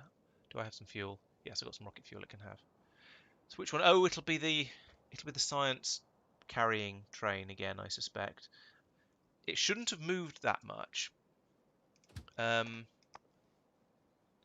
Presumably that means there is a problem with the science transporting again. I mean, I know I've just ripped through 8,000 of them. Oh, that's stopped. I reckon I've probably run out of another science pack and I need to boost those numbers again. So when we get to here, I said switch over back over to manual. Yeah, we've run out of all the sciences again.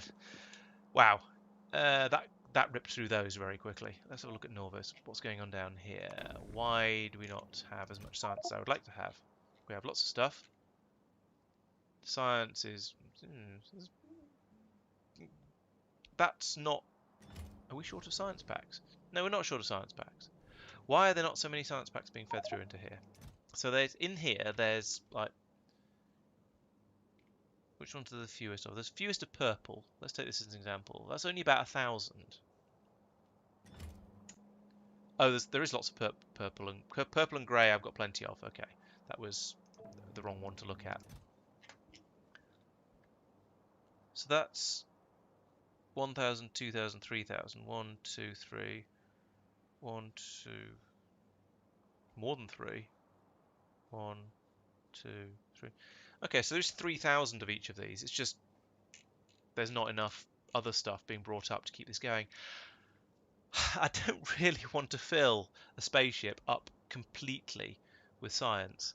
That seems like an awful lot of science. Although that said, I'm doing an 8,000 science research at the moment, so maybe it's not that bad. Maybe I just need to suck it up. And put each of these up to 6,000. I mean, that seems like a lot of science to be stockpiling. But nonetheless, I'm going to do it. Oh, missed a couple. Also, it's going to put a huge load on the Norvian factory for producing all of this science all of a sudden. But, yeah, that should be fine. So 2.5 tanks of fuel. Right, okay. Oh, so meteor defense. I was thinking that sounds like a delivery cannon. Why have I got delivery cannons firing? I thought I'd moved on from that, mostly. So up here we've got hull stress is about half of yours then, although it's a bit more than half of yours. Yours takes 516 gigajoules. So as you say, 2.5 tanks. I've got 4 tanks. I should be absolutely fine. Let's fill this ship up because that's the whole point of it being here. Pump, pump, pump, pump, pump, pump, pump. Get some fuel in here, so at least I can. Well, I don't know what I can do with that. I can't fly it around because it won't have any thrust, but I can. I don't know. I don't know what I can do. I can fly it over and try and find somewhere to get some ion stream for it, which is going to be slightly tricky. I'm going to need to build up an ion stream production facility around here somewhere, I think, as well, which is a bit of a shame. I was sort of trying to. I had this vague idea of. Oh no, I was going to bring it over by train. I remember. Yeah, that'll do. I can drop it off here or something, and then have it piped. Have both fuels piped around and going into all the spaceships. Yeah, that'll work.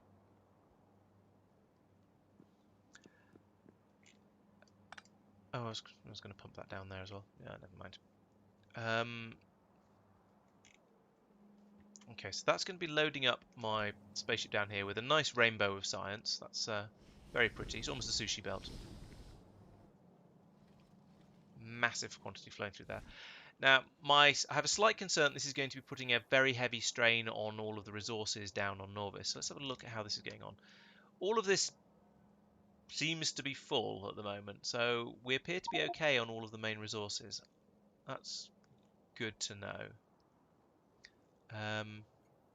Where am I looking for? Here. All of these seem to be idle as well. So, okay. Despite the fact that I was saying, yes, I've just put a mass... Oh, except this one. Sulfur is a short... There is an apparent shortage of sulfur because I seem to have two stations set up to be trying to deal with it. So let's deprogram this one before I get confused again. There we go. This is clearly just a spare rocket because it's got nothing in it. This one is full of sulfur. Okay, so my basic resource production seems to be okay, which is quite nice.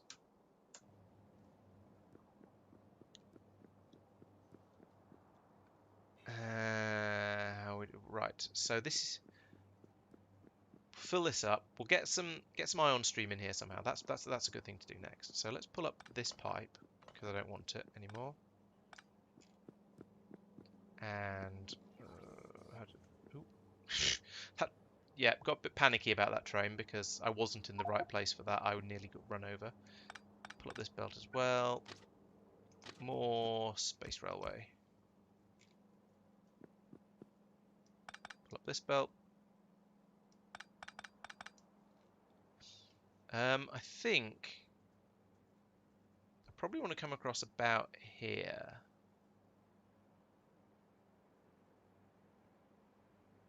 It's that I've gone across that far above the belt previous times. So let's do the same again.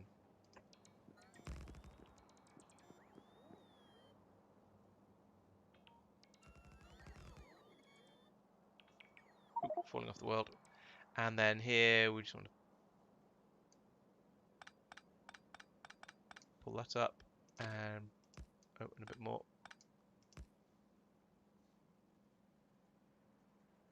Blech. Like that. I have more of this space rail than I thought I did. Although I have now apparently run out. Okay, not quite enough.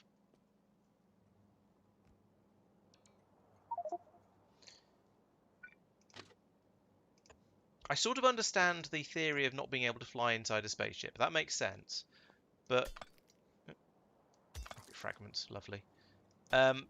But not being able to fly when you've got spaceship floor down is a little bit silly. That is my final what's name on the matter. Oh, okay, the bots can deal with that. Okay, so I need to put in a drop-off station for the whatchamacallit?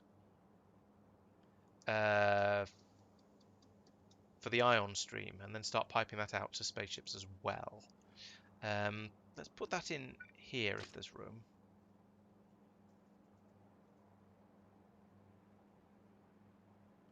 There isn't, because I put a load of spaceships in. Actually, I take it back. There is room. I just need to get rid of the...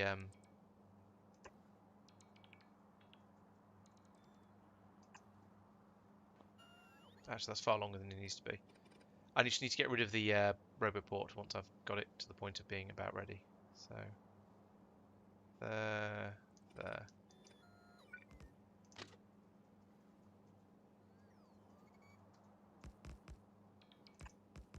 Then I need a fluid. I need a fluid drop-off station. I don't want to wander around looking for all these things. I want to do it by this thing. That's a pickup station, but it would just about do. No, I've got fluid drop-off stations in lots of my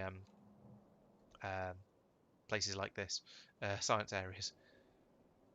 This is one that's gone a bit funny, but actually no, that's about the design I want. So we'll take that. We'll get rid of that so I don't accidentally program everything, but we will take the tiles because I need those. And then we'll put that in over here and find it doesn't fit, so we'll put it in here.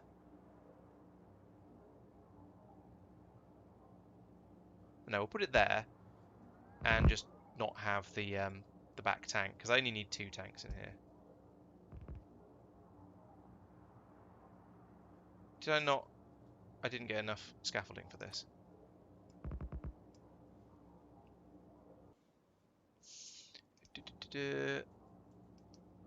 What do you mean cannot build it? Oh, some empty space in there, is there? If you say so. 1, 2, 3.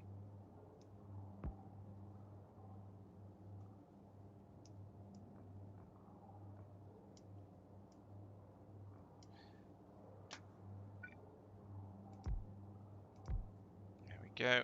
And now we need to link that up so that the station actually, you know, works. What? Am I in map mode? I am.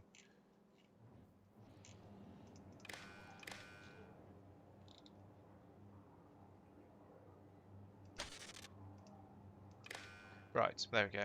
And then that...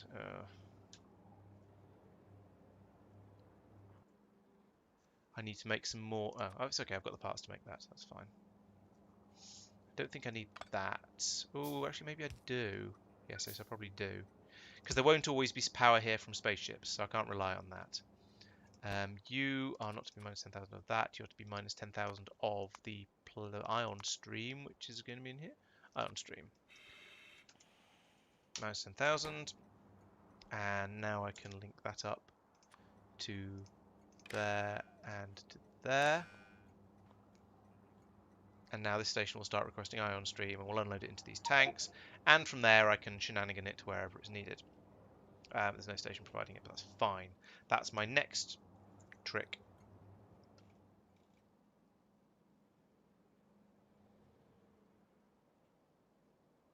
Okay, so you're saying about a tank and a half for me to launch one of my ships then. That's fine. I'll leave it with 4 tanks in there, because that means that I can launch it more than once should I suddenly need to. Basically. I want a liquid pickup station over here. I'm going to run a pipe from here, probably with a pump on the beginning of it, so I can decide when to pump and when not to. Liquid pickup station looks like this. Oh, these are all a bit tangled up close together. Oh, no, this one isn't. So take that much.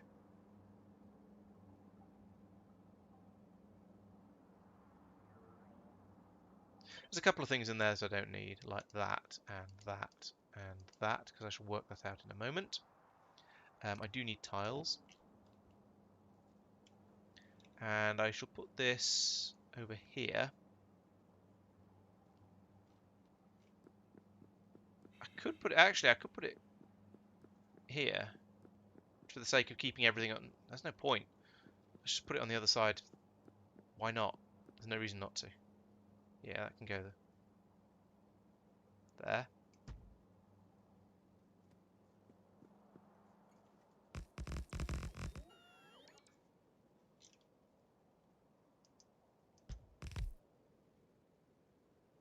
I can't put the station down still because I've undercopied or something.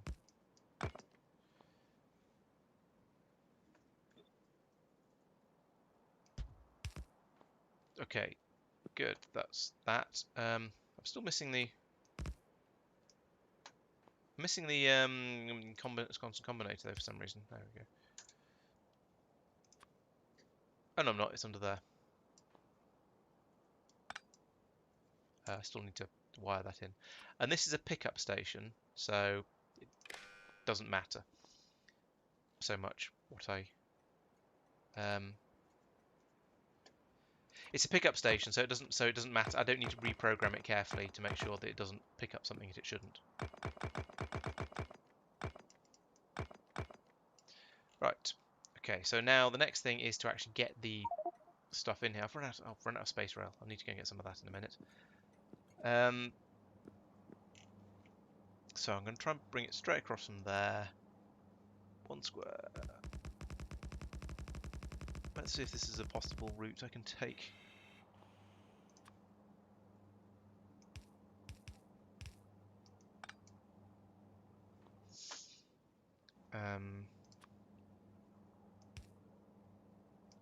Yes, excellent. The gaps are just big enough.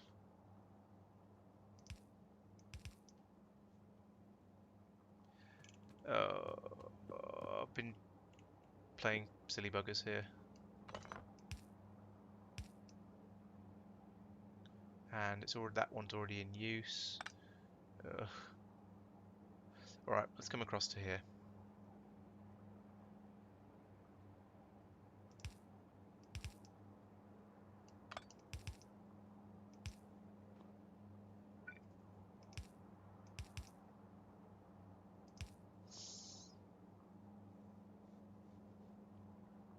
I'm being a little bit lazy here with my pipe work, but I think it... Oh, no, that's not possible.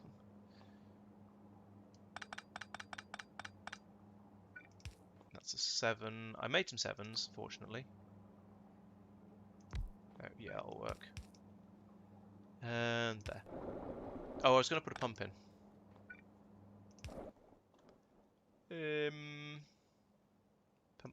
Pump. And I was going to link that up to the circuit network. Anyway, I've cut the power here, so let's do that. And that should fix that. And this is an area where I don't have the big pylon things in place. So, I mean, I totally could, and I totally probably should, but yeah, I'll just carry on as it is for now. Okay, so if the ion stream, if there is more than 10,000 ion stream, then there's probably plenty for science, and we can just pump the rest through into the tanks over here. This is a gap of 3. That's a 7, not a 3. It's a 4, but that's close enough. 1, 2, 3, 4, 5, 6, 7, 8, 9, 10.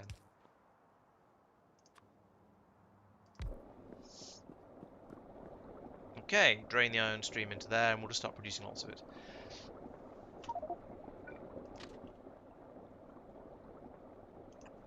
Rail there, rail there, and we'll need some signals on this, of course.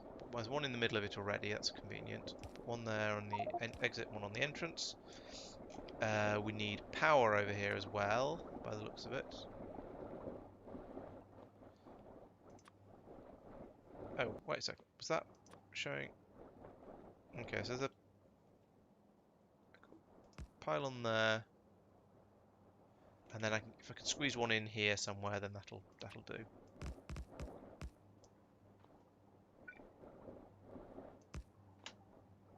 That filled up very quickly. I'm impressed. Oh, and that drained as well because I am essentially turning this orange goo into ion stream. So I'm definitely going to have to think about how much orange goo I'm making and or how much I'm getting through, how much I'm making, and make sure those numbers are sort of, you know, appropriate. Oh, bounce. Right, space rail. Give me some space rail. So there's a little bit needed up here, I believe, somewhere. Oh, it's here. Got that coming in there. That should be all right. Is that finished? Oh, the train that's trying to get out there is going to be sitting at the station, going no route, no path. Sorry, no path. So I need to come up here and actually finish this off, like so. And autosave. And there we go. Right. Now the train should be on its way here. Yep, here it comes. Gecko Industries. Nice. I should rename that. Ion stream pickup. Right. So what this one train will completely fill one starship that's completely empty.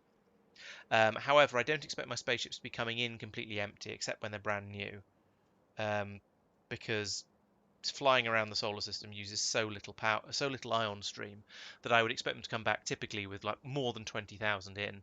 So at that point, each train load will happily fill 5 starships, if my basic, if my vague maths assumptions are remotely correct, which they might not be. I may end up using slightly more of the stuff than I expect to, but either way, it should be all right.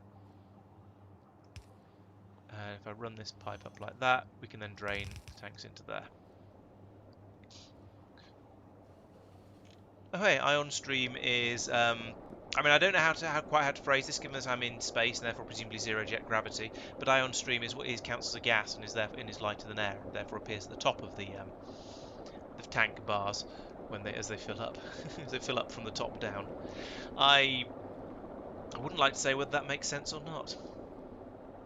What is quite nice to notice is that these tanks have all filled up completely. These are all full again as well, and so as you can see, some of the fuel has been pumped out of the out of these tanks in here, essentially from here into this ship. So that's that working as expected, as it should. So that's good. This is a potential landing place for these ships, but I have to admit it's not the best one. I think I might keep this as a place to build the ships though. So I'll keep, because it's in range of the roboport, so I can build a ship there and then shuffle it off somewhere else to go and do something a bit more useful with it, and also to fuel it up. I am going to need to run a pair of pipes round from. Ooh, where can I land here? Hooray! A rocket bringing a load of stone and apparently smashing into the ground as well. That sucks, but yeah, partial success. What was I saying just before I started? Oh yes, yes. So I'll carry on. This can be my spaceship building area essentially. So I'll just keep pasting the design in here and making more and more of them. I might rip this up actually, and then I can carry on using, and then I can sort of fly it over here. I need to run some pipes along the bottom, probably south of the railway here, and then I can bring them up to feed each of these spaceships as I put their landing pads in essentially. So let's run some of this along here.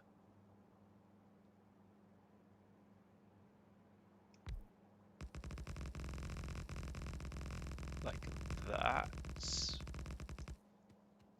And there'll need to be an extra bit of it here, I suppose. I should probably put some pumps in to deal with this as well.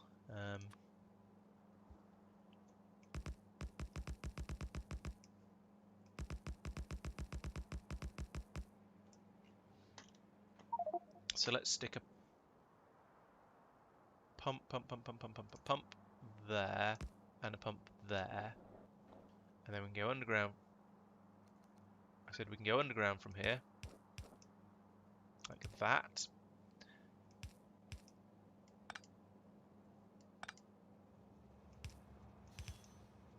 And that. And then we can get the old 15 long pipes out again. Hopefully I've only got 2 left. Oh no, I've got lots left actually. I've got a full stack. Oops. Put them in the right place.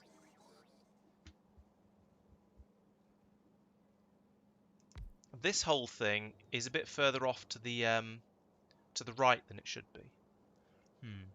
Give me a second. I think it's a quick comfort break, and I'll be back to sort of polish up and then do the wind up. I think because 10:45, it's nearly bedtime. But I'll be back in a second.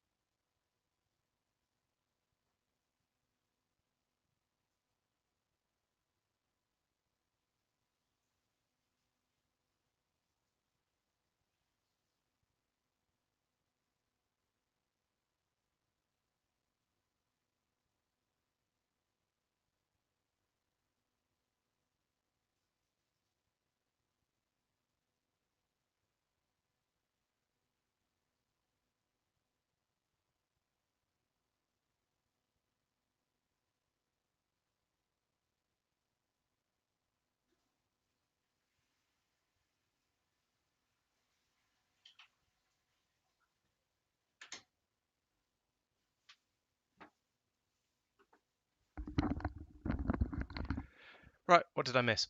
No, so yeah, yeah. This entire system here, I think, in the interest of saving space, I'm going to move it over to the left a little bit, and it's going to be a little bit crowded with cramming the spaceships in, but I don't think I care. So let's take that. In fact, actually, no, I don't want any of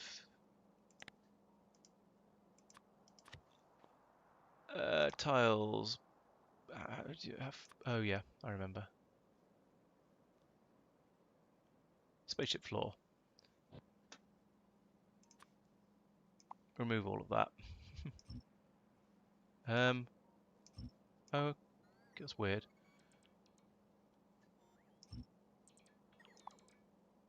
I think. I mean, that seems to have done. Right. So then this is going to be one of my unloading areas. So let's take a copy of that with its tiles, and I'm going to want to put it about there just to keep things compact. But first, I'm going to delete all of this.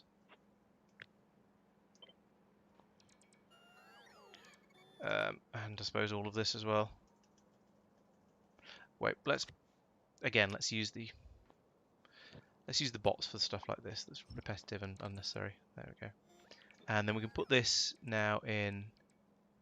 So I reckon if I put it there, it leaves a little bit of room by that spaceship. So all right, put it there. I'm not sure what happened there. I seem to end up with two different copies of the same copy, but never mind.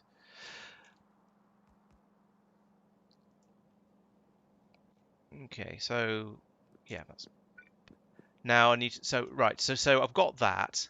I now need to have room next to it for a starship to dock. So let's fly this starship over there and see where I can put it, because this is a finished one, and that's better than massing up, better than just trying to put down blueprints or anything like that. So you should now be have an suitable integrity, so we should be able to launch and then anchor. And I want to anchor here. Yeah, that seems reasonable. It's inside the loop of the rail. Yeah, I think that's a good place to put it. So land again here. So now I need a small area of thing there for the other side of that, like that. There we go. As a landing point, a docking point there. Then we can start faffing around with all of the link ups for this ship. So we'll have a belt coming out here, and then going down here.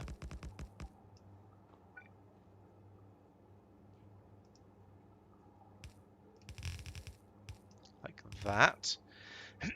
that's for unloading the spaceship. Good. Hey Robert, welcome to the stream. Yes, I'm planning to. I've got one starship currently that's working as a fuel transporter. So it's going over to my oil planet and picking up massive quantities of rocket fuel from there and bringing it up here. And I'm now setting up another starship to be used. It's a general purpose sort of transporter for miscellaneous solid goods. So it's got a big warehouse in here, so I can fit like 500 stacks of stuff in it, and then bring that up to here. So I'm currently working on setting this one up to fly me to a place I've forgotten the name of. Kothar? Is Kothar my Iridium planet? I can't remember. Answer's on the postcard. I think it is. But yeah, so the idea being that I've got now I can start bringing things out here with spaceships instead of having to use instead of having to use the rockets that are kind of more expensive in that they have bits that get used up.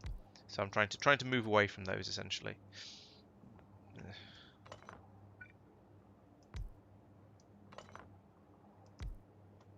There we go.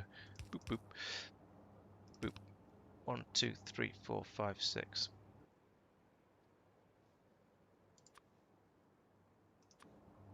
And this is my cunning fueling system for all of my rockets that will allow them to get all of the get fueled up without having to yeah, it allows them to pick up all the fuel without needing to go all the way down to say Norvis surface, because it's really expensive to blast off from there. So if I can have something like this where they all just fuel up from wherever they happen to from in orbit, then it's much cheaper to fly them everywhere else. And there we go. So that now should have a, yeah, okay, 4 can be the for iridium, for example. And then next time when I come back here, I can potentially have built up, I can have this ship could be full of iridium, and I can unload that down here and go off and deal with it.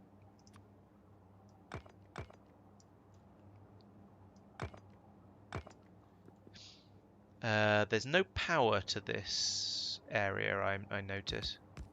It only has power when a spaceship turns up, which isn't how it should be. So I'll put that in there. Now it's linked up to everything else. There we go. I've run out of these red warehouses, but I do have some warehouses, and therefore I can make a red warehouse if I had some red circuits. It's a coincidence that red circuits are required for red warehouses. That's just the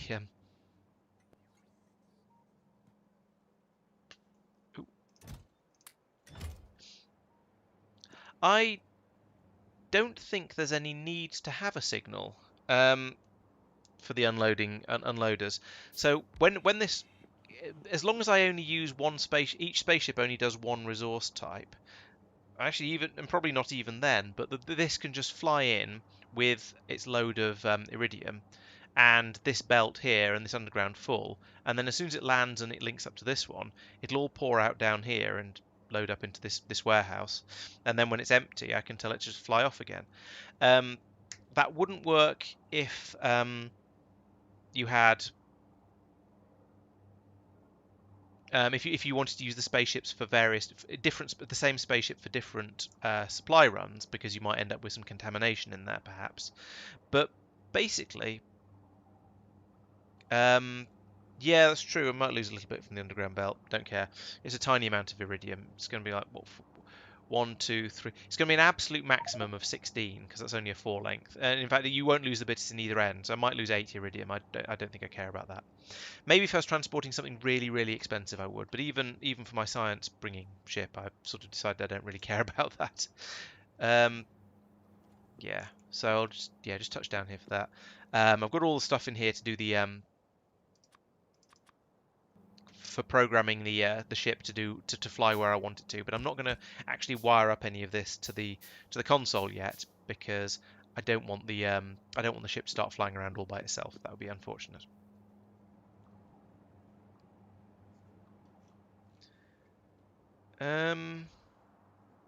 Good. So I think that's pretty much. I think that ship is now ready. So what I plan to do with this is fly it down to Norvis and pick up. I hope the trains aren't going to drive into the back of that ion engine. I don't think they will. Fly it down to Norvis, pick up a load of the bits and pieces I need for the for set up a system for building the large area mining drills, because I'm going to start needing those on for mining iridium once I upgrade to the latest version of space exploration. So I'm going to do that. Then fly back up here to refuel with the rocket fuel, so I can get off Kothar, wherever it is I'm going to. I may well consider just going in and, well, I can't tell how many material catalogs I've made because I forgot to put down a radar. But at some point I need to put in materials yellow. I need to get this building material 3, so that's going to require a few belts and things around here. Just get all of this set up. Get the tier 3 science packs, no, catalogs being fed up here and all that sort of thing. So I need to set that up. But in the meantime, I'm just waiting for this to build up enough material 3 that it'll work. So those are my next two things to do, I think. I'm apparently exactly the same speed as a train with this jetpack, but I can take shortcuts.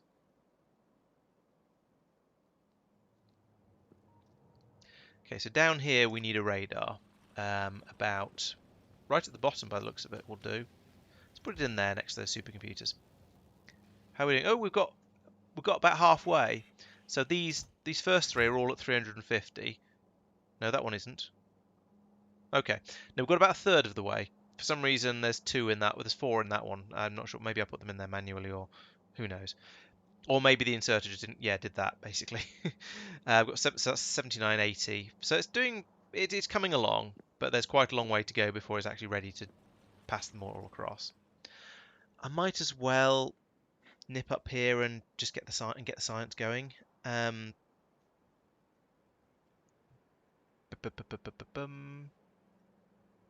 Because that shouldn't be too difficult. Let's have a look and let's have an investigate. I'm probably going to need to make the girders. That's going to be an annoyance. Science pack 3s. Oh, not girders. I did actually mean bearings. I just didn't say it. So that's that one. That's going to need to split off the tier 3 catalogs to the right, so they come along here and go up this one. Yeah, put it all the way up there. This is going to be... Oh, this is insights and significant data. It's easy. This one is going to be those bearings. Now, they I think, require lube as well. Yes, iridium and lube.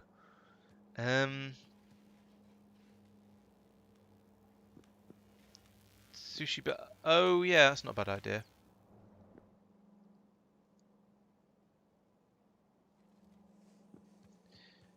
Yes, so along here, we're going to have... So this one up here is going to be material 3. Thank you. That's very worth doing. Because I do feel dumb when I forget that one. Up here, do I have lube anywhere in this facility? I doubt it. But you never know, so I'm going to have a good look around just in case. Just in case it's being brought in for biological or something, and it's not. Of course it's not. So I'm going to need... I could... 1, 2, 3, 4. No, I haven't got any spare space here. Yeah, I decided to move from the space spaghetti or a space bus to space trains and smaller buses for each of the 4 types.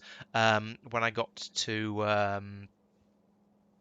when I started doing tier 2 of all of the space sciences, because it was a bit too much of a it was in my setup was enough of a mess that I didn't want to carry on. I didn't want to keep it for any longer. I wanted to rebuild it in a much better way. So I did.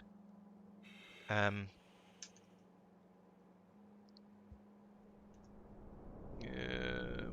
about there. I'm probably going to want this to be a manufacturer at some point just to get the extra speed. But for now, I'll put it in with this one. So I'm going to need to get lube in here somehow. That's going to be fun.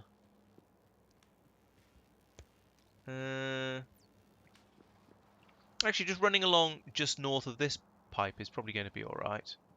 It's just getting it to there. So I guess another station on the opposite side is what have I done for any of these other ones? Right, I've got another station in the middle for that one. So that seems reasonable. I'm not sure what else I'm going to need for this. I hope it's not too difficult, or I'm going to have problems piping it in. There's not much space there. But I think, yes, I can put another station in the middle of here. I could probably put it in the middle of here, but actually I think it's more useful to have it here.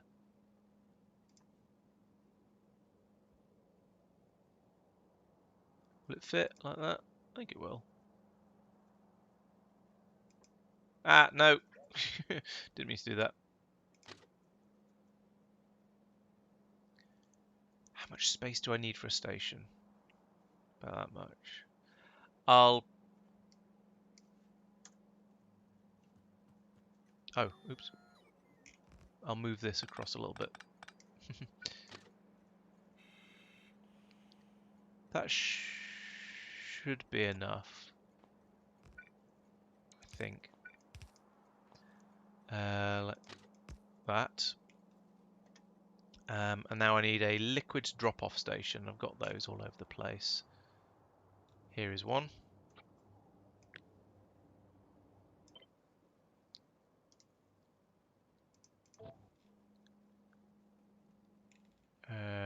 Put it... yes, it is that one. Put it there. Oh yeah, loads of space. Easy. Just don't put that down. What?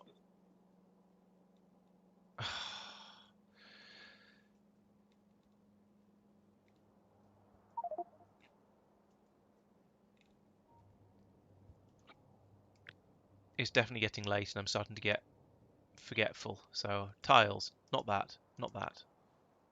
Not... I should probably do want that. Put that in... here. Move a bit closer. And put it down in again. There we go. I'm going to need that there instead. You are to actually request lube. Hopefully, I'm pretty sure I've got lube on the what do we call it? Bus thingness. So I think that should work okay. Yeah, I probably should put them all into my library. I haven't. I probably should. I'm not sure if I ever will. But yeah, you're quite right. That would be a sensible thing to do.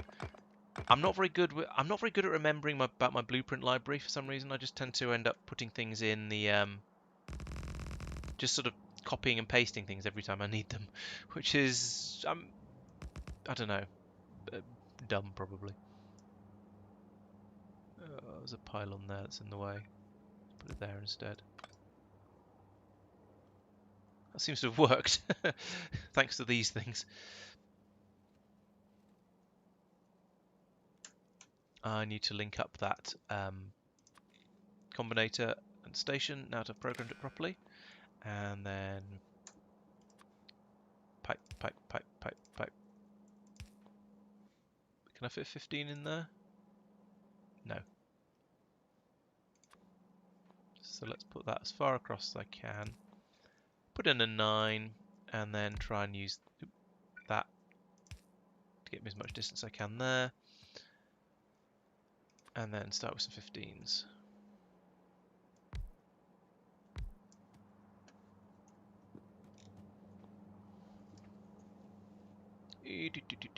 Underground, so let's go with one, like that. Oh, okay, this works.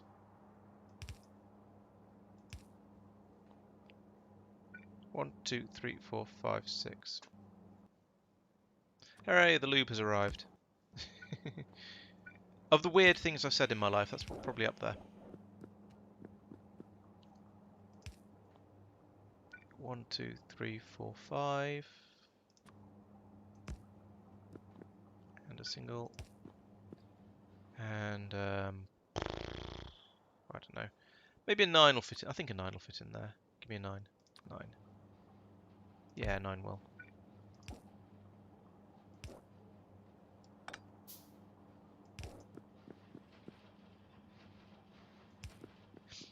Now, I think, yes, I want to run along the bottom of the pipe here, I think. So, like that. And then a dogleg round at the bottom there.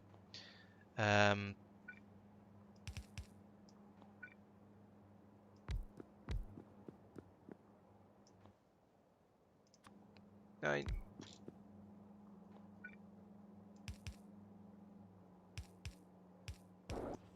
There.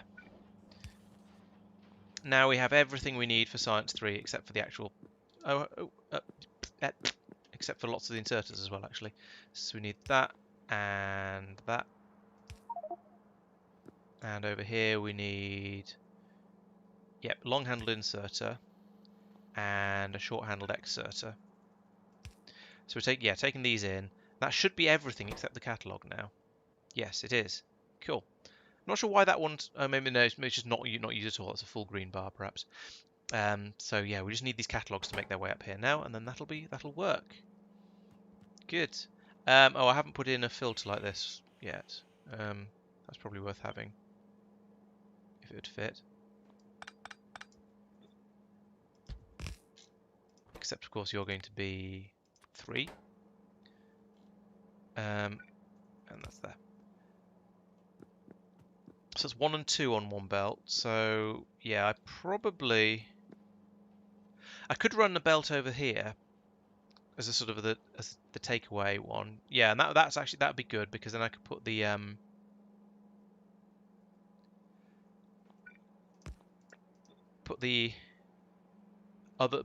dead memory cards onto that as a disposal chute. So that's quite good. It comes down there.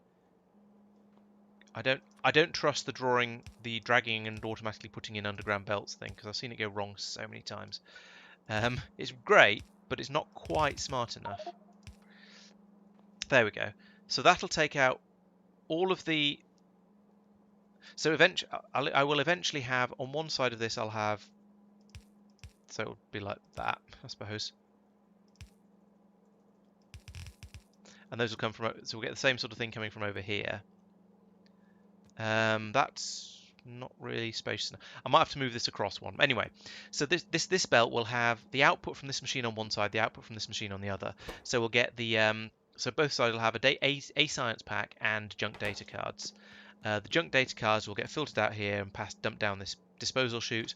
The data packs will, the science packs will end up going down this side and will go down this chute and be taken all the way over to be turned into science. So I think that should do it. It'll certainly work for tier 3, and I'll have to do some. It shouldn't be too difficult to fiddle it for tier 4 as well.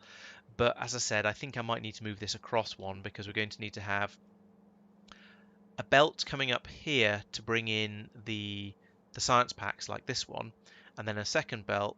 Oh, actually no, maybe I got it right. So we've got this belt to bring in the science packs, and then we've got this one to bring out the next tier of science packs. Yeah, okay, I've got that right. That makes a nice change. Do that and that. Nice. That feels really promising, like I've actually done something right. I approve.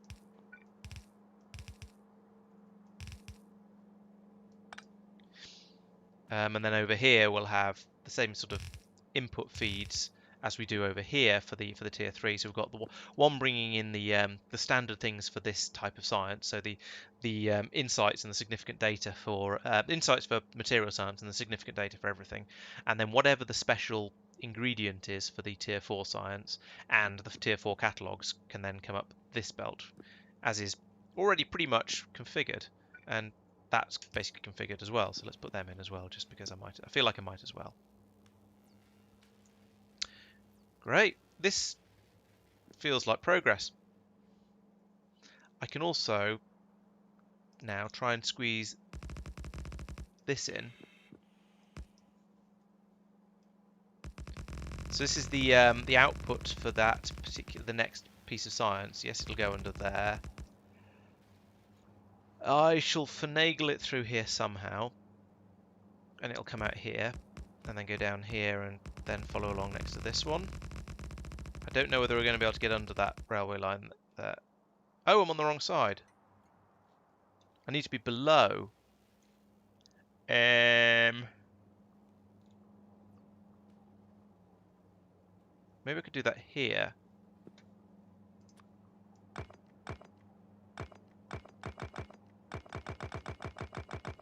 Didn't bring enough space platform. Story of my life. On the plus side, that means I know I'm going to be able to get underneath that bit of railway line there. So this should come across here. I'm going to run out of... Ah! Damn it. Yeah, the spaghetti is... there is always time for spaghetti. So let's put this belt in while I'm thinking about it. So it comes down there, across here, under though. No, not like that.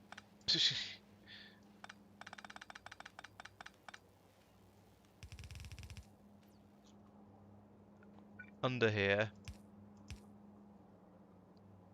under there. Steal a bit of this. Not even sure what all of this is for. Maybe I just put it down in a big spray, which is quite nice actually. So when I've got lots and lots of space scaffolding available, I can just throw it all down, and then when I realise later I've run out, I can come pick up some of the excess that I put down when I didn't really need to. So it's going to come out here. There's a big random spike in viewers. I got a spike up to about 18 or 19 for about 3 seconds, and then it dropped all the way back down to the sort of 10 or so I've had all evening. Not sure what happened there, but maybe it can happen again. I don't know.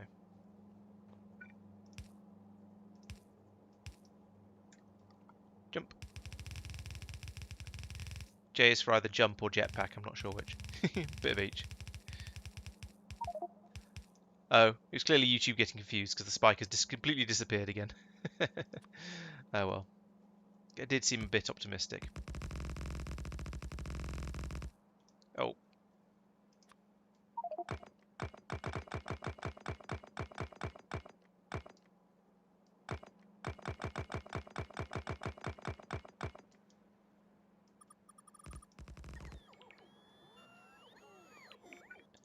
Then this comes down here and joins onto there. Nice. Right, I might have got a little bit ahead of myself there, but I do now have everything set up so that as soon as the catalogues have been made in sufficient quantities. Yep, that's plenty of those. I wonder how. Oh, I wonder actually. This is something I keep meaning to. I should definitely check. So this takes. Oh, it does take 6 heavy bearings and 4 material of 4 science pack 2s. So these should probably be on the inside, but 6 might be manageable. And it takes 30 seconds to craft. Yes, I reckon even a long-handled inserter can pass 6 heavy bearings across in the time in 30 seconds. So I think that should be fine. So that means once the all the machinery down here, and this is biological, across here has produced a full train's worth of the catalogues, and we're now at 250. Yeah, so we're at nearly half. The train will come, we'll pick them all up from there, that's all still running, good, and take them all around there, and it should kick in automatically and just start working. I could, actually, you're right, I'm not over there now, so I'm not going to, but yeah, another inserter would be the easy way to deal with that. But it should be okay. 30 seconds to pass 6 things across when I've got inserters. I think my inserters can pick up 3 things per swing. Should be absolutely fine. Let's see, I wonder if there's another inserter bonus that I could get at any point. Inserter capacity bonus. No, I've literally got all of them. So that takes me up to +1 and +2. That's a shame. Would have been nice, but never mind. Okay, so that's that science thing finished off. Now I'm going to head down to Norvis, where I want to. I don't need that anymore. I've got a better rocket fuels. Oh no, I haven't. Yes, I have. I've done that. I want wide area drill manufacture. Then I can go off and I can get loads of those together. Now I'm going to check because I've been saying Kothar is my Iridium planet for ages, and I'm honestly not sure. Iridium, yes, is Kothar, and that's the one that's got a Okay, yeah, 12 and 3 sounds right. Yes. So this is where my iridium is coming from. So what I need to do is come out here. Oh, I need to put down that umbrella defense because there's about to be a. I wonder how long it's going to be. Let's check that out. Energy beams.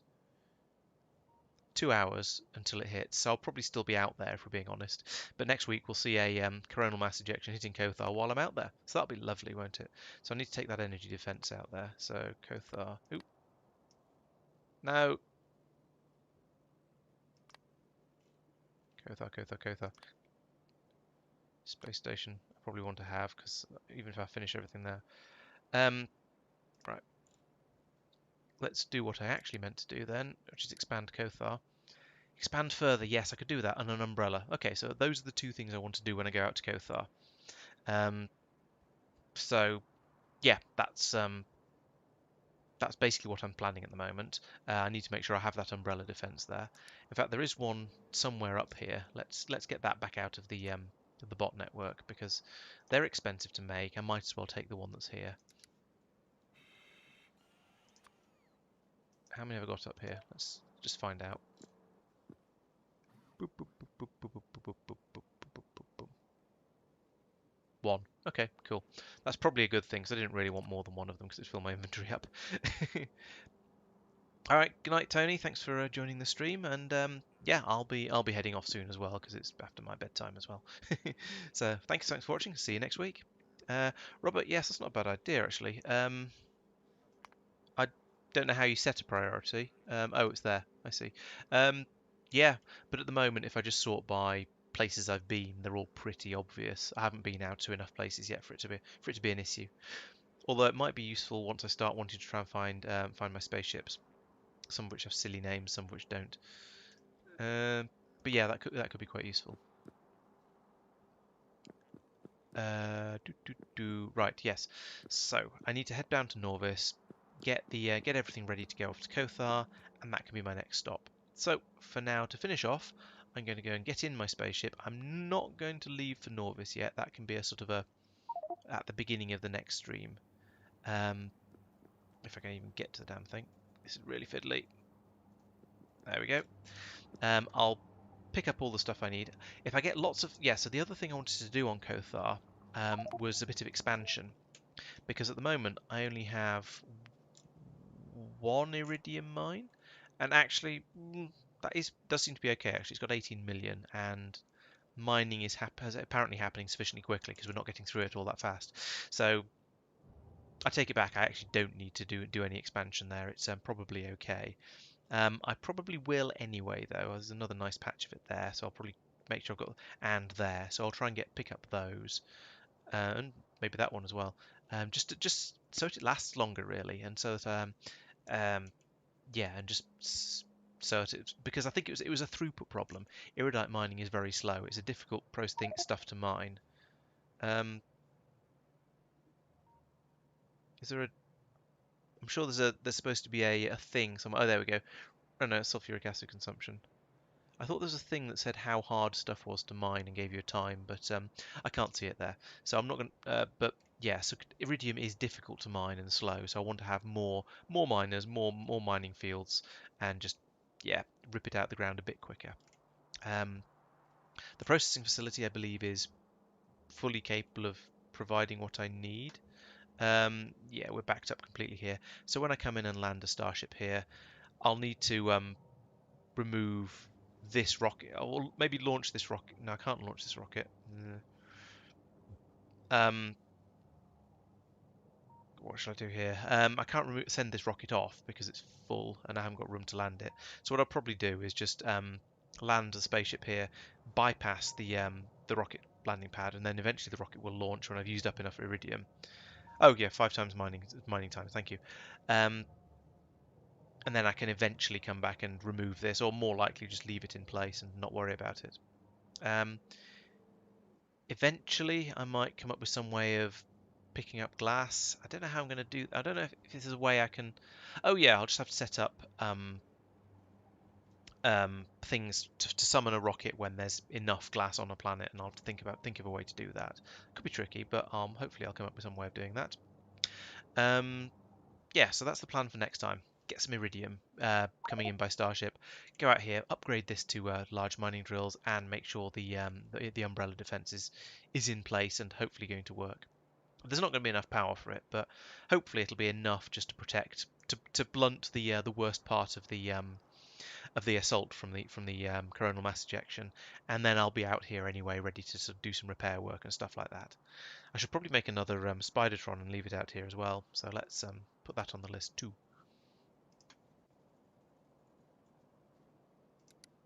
Um,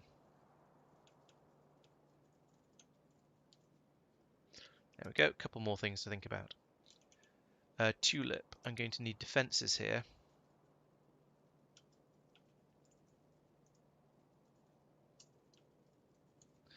because that has vitamelange on it, so it's going to get bitery. But hopefully, I don't know how much I'll need, how much defenses I'll need. There won't be. I'd like to say there won't be too many biters there, but I suspect there might be.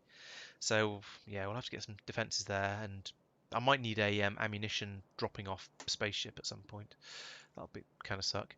Um, but still, that's basically it for now. I think those are the things I need to get on with, and all here's my plan for next time. So, as ever, thank you for watching. I think I've had a reasonably productive session. I feel like I've done a lot with these spaceships. It's been quite productive. I've got the refueling spaceship working now fully automatically. This one's built, and I've got a design that I can now make copies of and carry on building more and more of as I need them. And of course, I've got material catalog 3 being produced at a gradual rate. So yeah, all in all, quite a good stream, I think. And there are many other things that happen on my channel. So it's a brief bit of advertising at the end. So there's Black Mesa. Come on, fast forward a bit. The Black Mesa stream playthrough was quite a long time ago. Track days are good fun. I've got a few car-related videos on there. I need to go out and do some more track days, but I also need to get a new car before I can do that. So that's going to be a little while before there's any more of those. But on a sort of on the driving theme, there's the GTA videos that pop up a couple of times a week. They're really good fun. I recommend watching those, and they're sort of getting gradually better and better as we polish and improve the style of the game. There's also going to be we're also going to be doing Industrial Revolution still. That's continuing. That's me and 3 of my friends playing that. We're playing that on Thursdays now. That's the new schedule. So please come back and join us for that at the same time as this one. So 7:30 p.m. UK time. And well, actually, to be honest, that's about it. Those are the main things that are happening on the channel at the moment. There's some Industrial Revolution, as I said, building up some horrifically long chains of building things. And when I get the chance, I'll try and squeeze in some outdoorsy, real-worldy videos as well. So we'll see what happens with those. As always, thank you for watching, and I'll see you next time.